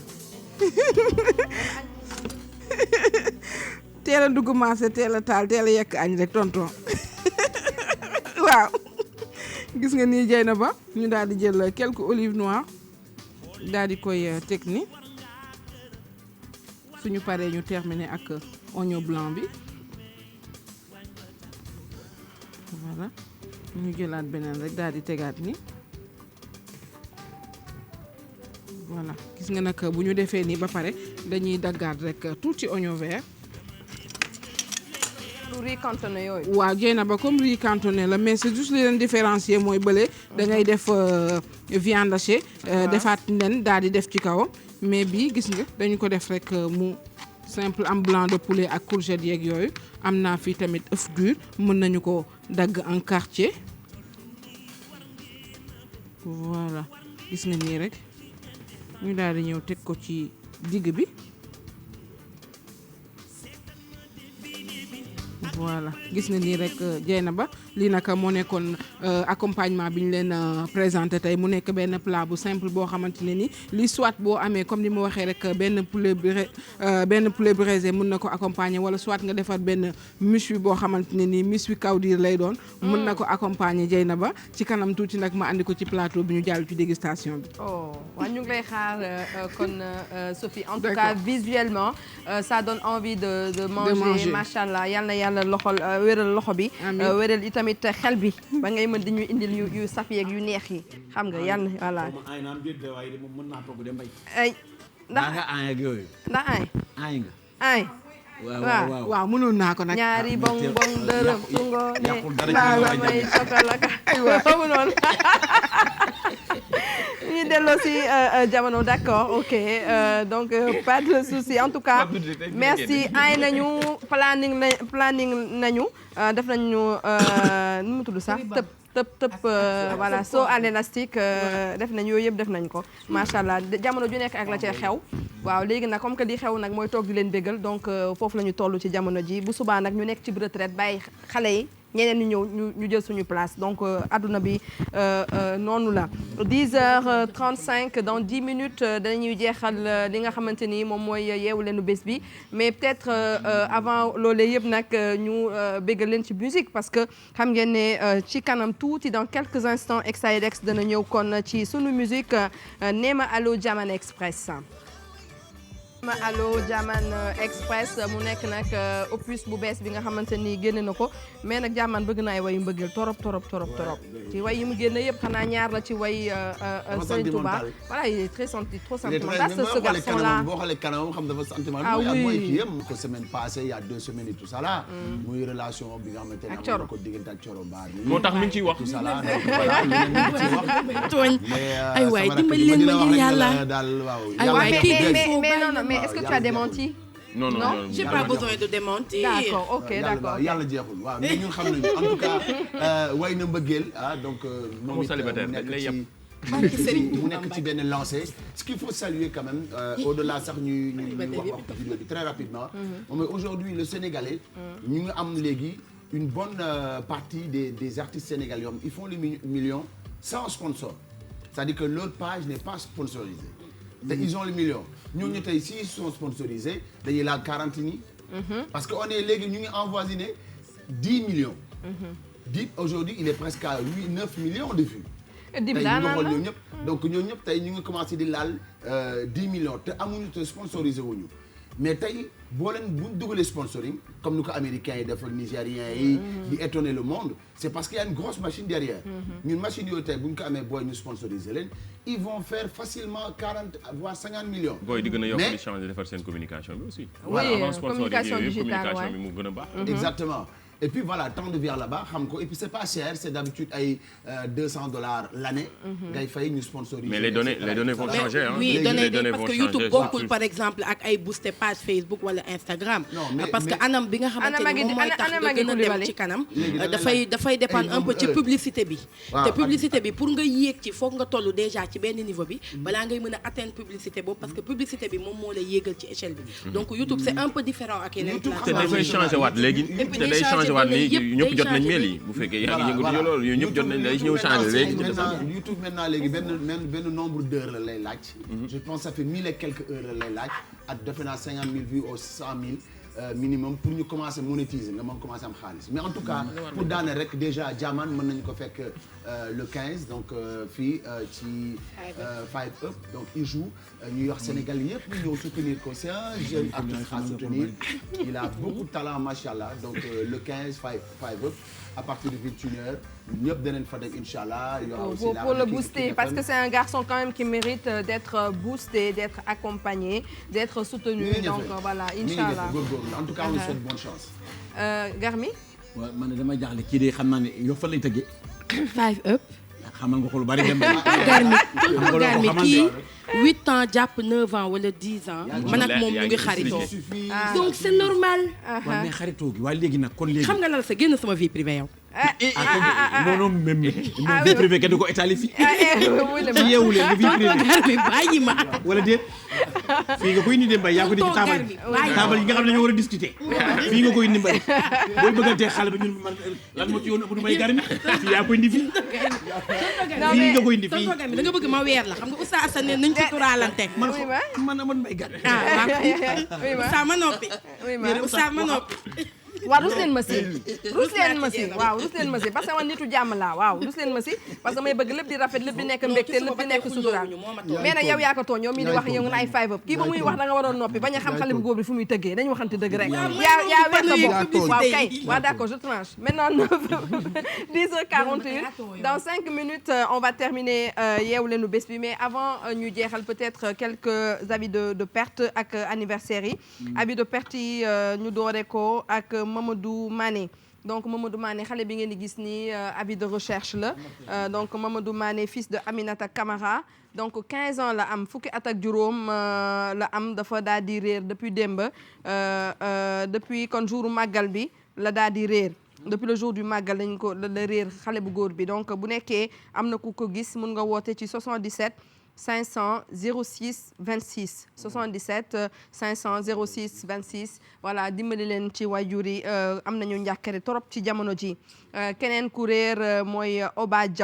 Oba Diaw xale bi ngeen di gis ni tamit dafa réer Oba Diaw moom doomu Sello Diaw la ak Adama Balde moom nag tabaski ba léegi la réer fii ci Ndakaaru tabaski ba léegi donc diggante Dakar ak Guédiawaye la xale bi réer donc bu nekkee am na ku ko gis mun na woote ci 77 203 39 63 wala nga woo Boubacar Mballo ci 76 296 50 35 ngeen dimbali ci wayjur yi bu nekkee gis ngeen Abo Diaw moomile Seydou Silla moom tamit dafa réer Seydou Silla xale bi ngeen di gis nii dafa réer moom tamit doom la ci Mamadou ak Awa Konté depuis le 27 septembre ba léegi xale bi gisuñu ko donc ca Caaroy la réer donc bu nekkee am na ku ko gis ci photo bi xàmme ko bu nekkee am na sax ñu ko forte xamuñu ay waajuram te ñuy seetaan yeewu leen mun nañu woote ay waajuram ci 77 285 26 48 wala nga woote ci 76 283 63 46 di ñaan kon yàlla nit seen yoon ba ñu dem ci seen ay njaboot. léegi ñu ñëw ci anniversaire yi xam ngeen ne nag tey moom mooy le 14 novembre on va d'abord souhaiter un joyeux anniversaire à Binta Gueye. Alors Binta Gueye, elle c'est la femme, l'épouse, la moitié de notre pâté national. Xam ngeen pâté mi nekk service commercial voilà responsable commercial voilà bu TFM borom sañ-say te xam ngeen ne dafa présenté wu ci mairie bu Médina loolu yëpp dinañ ko daal di waxtaanee. Dieynaba foofu ma dagg la. waaw ci xale yu yar yu te baax te nekk ci kër gi yàgg fi lool te mos def gaaf ci la bokk. wax naa ko ne Amadou Mbaye Garmi ci Médina suñu mënee dugal ñaari leader yu mag jël dugal la ca biir am nga loo jëf ma nga ca social ba yàlla na ko yàlla jàppale amiin amiin ñëpp ko naw nag xale bu yarul tey en tout cas Pathé moom liiwam nu mu tudd sax identité am vendredi moom mooy saraxataan xeeñ saraxataan te xam naa ne Binta mii moo ko koy suural yére mi donc Pathé yal na sa jàmm yàgg. Alors un happy birthday à la reine du 14 novembre c'est bébé Khadija. Donc Khadija Meng de la part de ta maman Soxna Sarr sa papa tamit Bamba Meng ak famille Sarr Meng Diallo ñoom ñëpp ñu ngi lay souhaiter un joyeux anniversaire. Un happy birthday à ma chérie d'amour longue vie de la part de Aïcha. Malheureusement il y a pas de nom il y a pas de nom ni de photo. Happy birthday à Chilo Thiam. D'accord, ok. On commence. Happy birthday à Pape Ibrahima Ndiaye. Donc Pape Ibrahima Ndiaye, voilà c'est lui, Pape Ibrahima Ndiaye. Happy birthday de la part de son père Papis Ndiaye et sa mère Oulimata Sey. Un happy birthday à notre trésor, le prince des Ndiaye, Dundal Wéral Magal. C'est de la part donc de tes parents, Papis et Ouli. Donc ñoo lay souhaiter un joyeux anniversaire. Un happy birthday à Serigne Fallou Diop. Serigne Fallou Diop animu voilà happy birthday moom ñaari tali la nekk de la part de sa maman Alima Diallo. Happy birthday à Isofal Ismaïl de la part de tous ses collègues de GFM. Moi c'est kan Ah d'accord, donc Iso, happy birthday à toi. Donc il est là, on te souhaite la totale. Donc yal na nga dund wér ba jariñ say waajur, happy birthday à toi. La part de tous tes collègues. Mouah, on te fait un gros bisou. Happy birthday à Astou Mané, happy birthday, on te souhaite tout le bonheur du monde. Happy birthday à Bintou, moom Gambie la nekk, la jolie Bintou, c'est de la part de Yaman Ndiaye. C'est ça? C'est bien cela rapidement. C'est bien ça, voilà. Happy birthday Bintou. Voilà, qu'est-ce que c'est? Donc, ok. Un happy birthday à notre bébé Serigne Saliou Mbacké Ndiaye, c'est de la part de toute la famille, papa, maman, grand-père et Tébadjen Choromba. Voilà, Serigne Saliou. Plus besoin de te dire qu'on t'aime, donc happy birthday borom yaay ju baax ji comme niñ la koy waxee yow dundal rek dundal bu baax trésor de la part de tout le monde. Un happy birthday à bébé Aram Gueye qui fête donc sa première année, donc 1 an la am machallah na nga dund ma puce, c'est de la part de maman, de papa, de monsieur Gueye, de tonton Momar Gueye, ñoom ñëpp ñu ngi lay souhaiter un joyeux anniversaire ma puce. Un happy birthday à la reine du 14 novembre bébé Hadija Meng, c'est de la part de maman Sokhna Khadissa et de papa Bamba Meng. Happy birthday à ma chérie d'amour longue vie de la part de Aïcha Cissé. Happy birthday à Chilo Cham, Mauritanie la nekk, de la part de sa cousine Maïmouna Gueye. Happy birthday à Marianne Camara, moom xaar yàlla la nekk, c'est la reine du 14. Il y a beaucoup de reines aujourd'hui, c'est de la part de toute ta famille. Un happy birthday à Lebou Ndaw, ma petite sœur, beaucoup de bonheur, santé et succès suñu chat. Ah di ko souhaité joyeux anniversaire yaroon na trop nekk yàlla may ko mu gën a góorgóorlu ci njàng mi yàlla may ko gudd fan ak wér encore une fois joyeux anniversaire. Un happy birthday à Suzanne Fall, Madame Dembélé, mon Malika la nekk, de la part de toute la famille Sall, Madame Dembélé. Donc on te souhaite la totale. Happy birthday à Mariama Diédiou, donc de la part de Maïmouna, Adja, Aïcha, Maman Sidibé. ñoom ñëpp ñu ngi lay faire un gros coucou. Happy birthday à Madame Ba, boobu wax naa ko ba pare. Happy birthday à Maïmouna Nying, de Madame Ndour, de la part de tout le monde, de King FM, de la part de l'équipe de King FM. À Maïmouna, elle c'est Maïmouna. D'accord, Maïmouna Nying, Madame Ndour, d'accord. à King FM. Donc machallah moom it ñu ngi koy ñaanal gudd fan Madame Ndour. di ko ñaanal moom it gudd fan, une longue vie ku baax simple. yaayam sama xarit la donc vraiment di ko ñaanal daal tey bësam bi yal na ko ci yàlla may lépp lu mu bëgg bàyyi koog jëkkëram may leen njaboot ju barkeel. Voilà. Un happy birthday aussi à Mbaye Ndiaye. Je pense que c'est bien cela. Donc happy birthday de la part donc de toutes les. Dior kii ça c'est qui?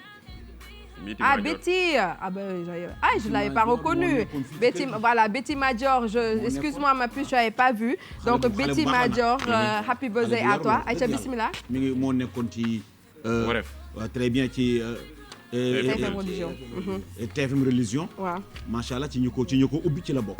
xale bu yiw la. Betty, on te fait un gros coucou ma puce. Et puis kan la ñu souhaite waat happy birthday Pape Samba. Happy birthday à Mbaye Sy Ndiaye, on te souhaite un joyeux anniversaire. Mbokku Coro la wala? Magu Ibro la, on te fait un coucou.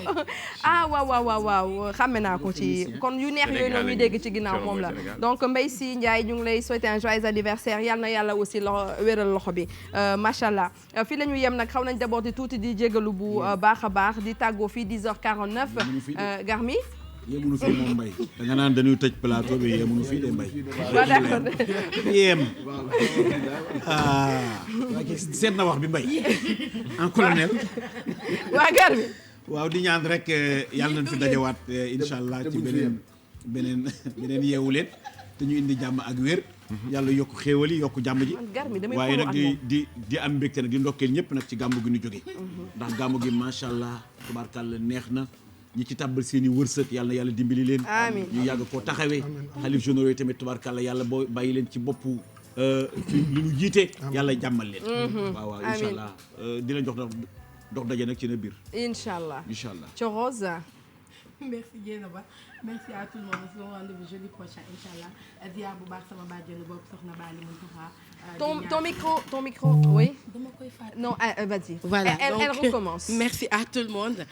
À jeudi prochain inchallah. Ziar bu baax ni ma ko waxee woon sama bàjjenu bopp soxna Bali Mountakha.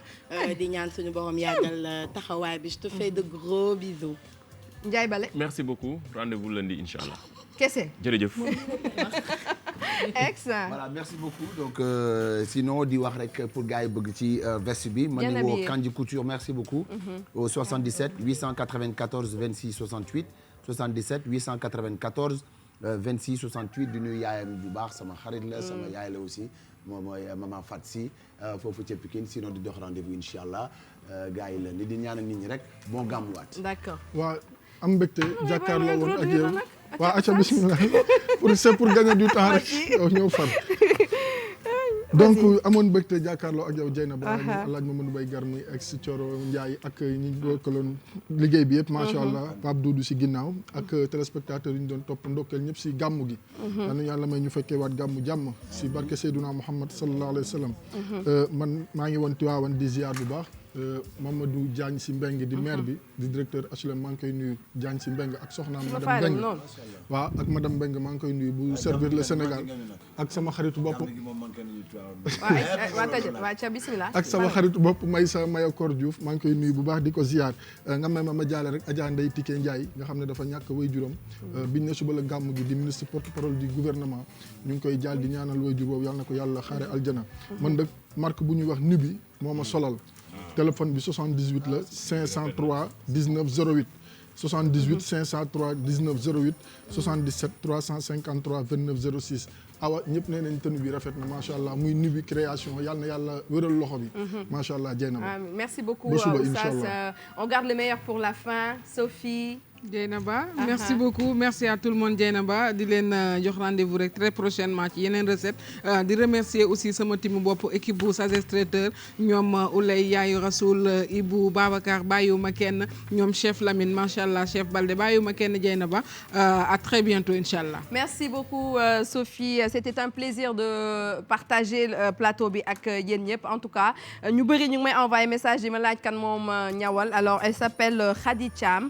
mais ñëpp dañ ko xam ci turu Didi donc Sina Couture moom moo fi jaar donc Didi merci pour la tenue 77 511 11 78 77 511 611 11 78 waaw bu le pour jëm nag ci wàllu fulaar bi c'est toujours Fatsi 77 612 45 02 merci yéen ñëpp yi ñu doon seetaan juste vous rappeler que ne ko suba yeewu leen Kaolack lay doon ak équipe bi ñu ngi sur place mais aussi di jàlle bu baax a baax Babacar Bey mi nga xamante ni kenn la ci ñun fii ci kon télé bi daa ñàkk kon tantam di ko daal di jàlle bu baax a baax moom Babacar Bey gërëm équipe technique bi ñu àndaloon ci réalisation bi Pape Doudou Thiam toog mu Serigne Fallou maquillage glam style by Mado comme ni ñu koy waxee Pape Doudou Thiam remercier ma Mass ak Djili tonton Assane aussi Liban ci ndekki bi jàngeen jëf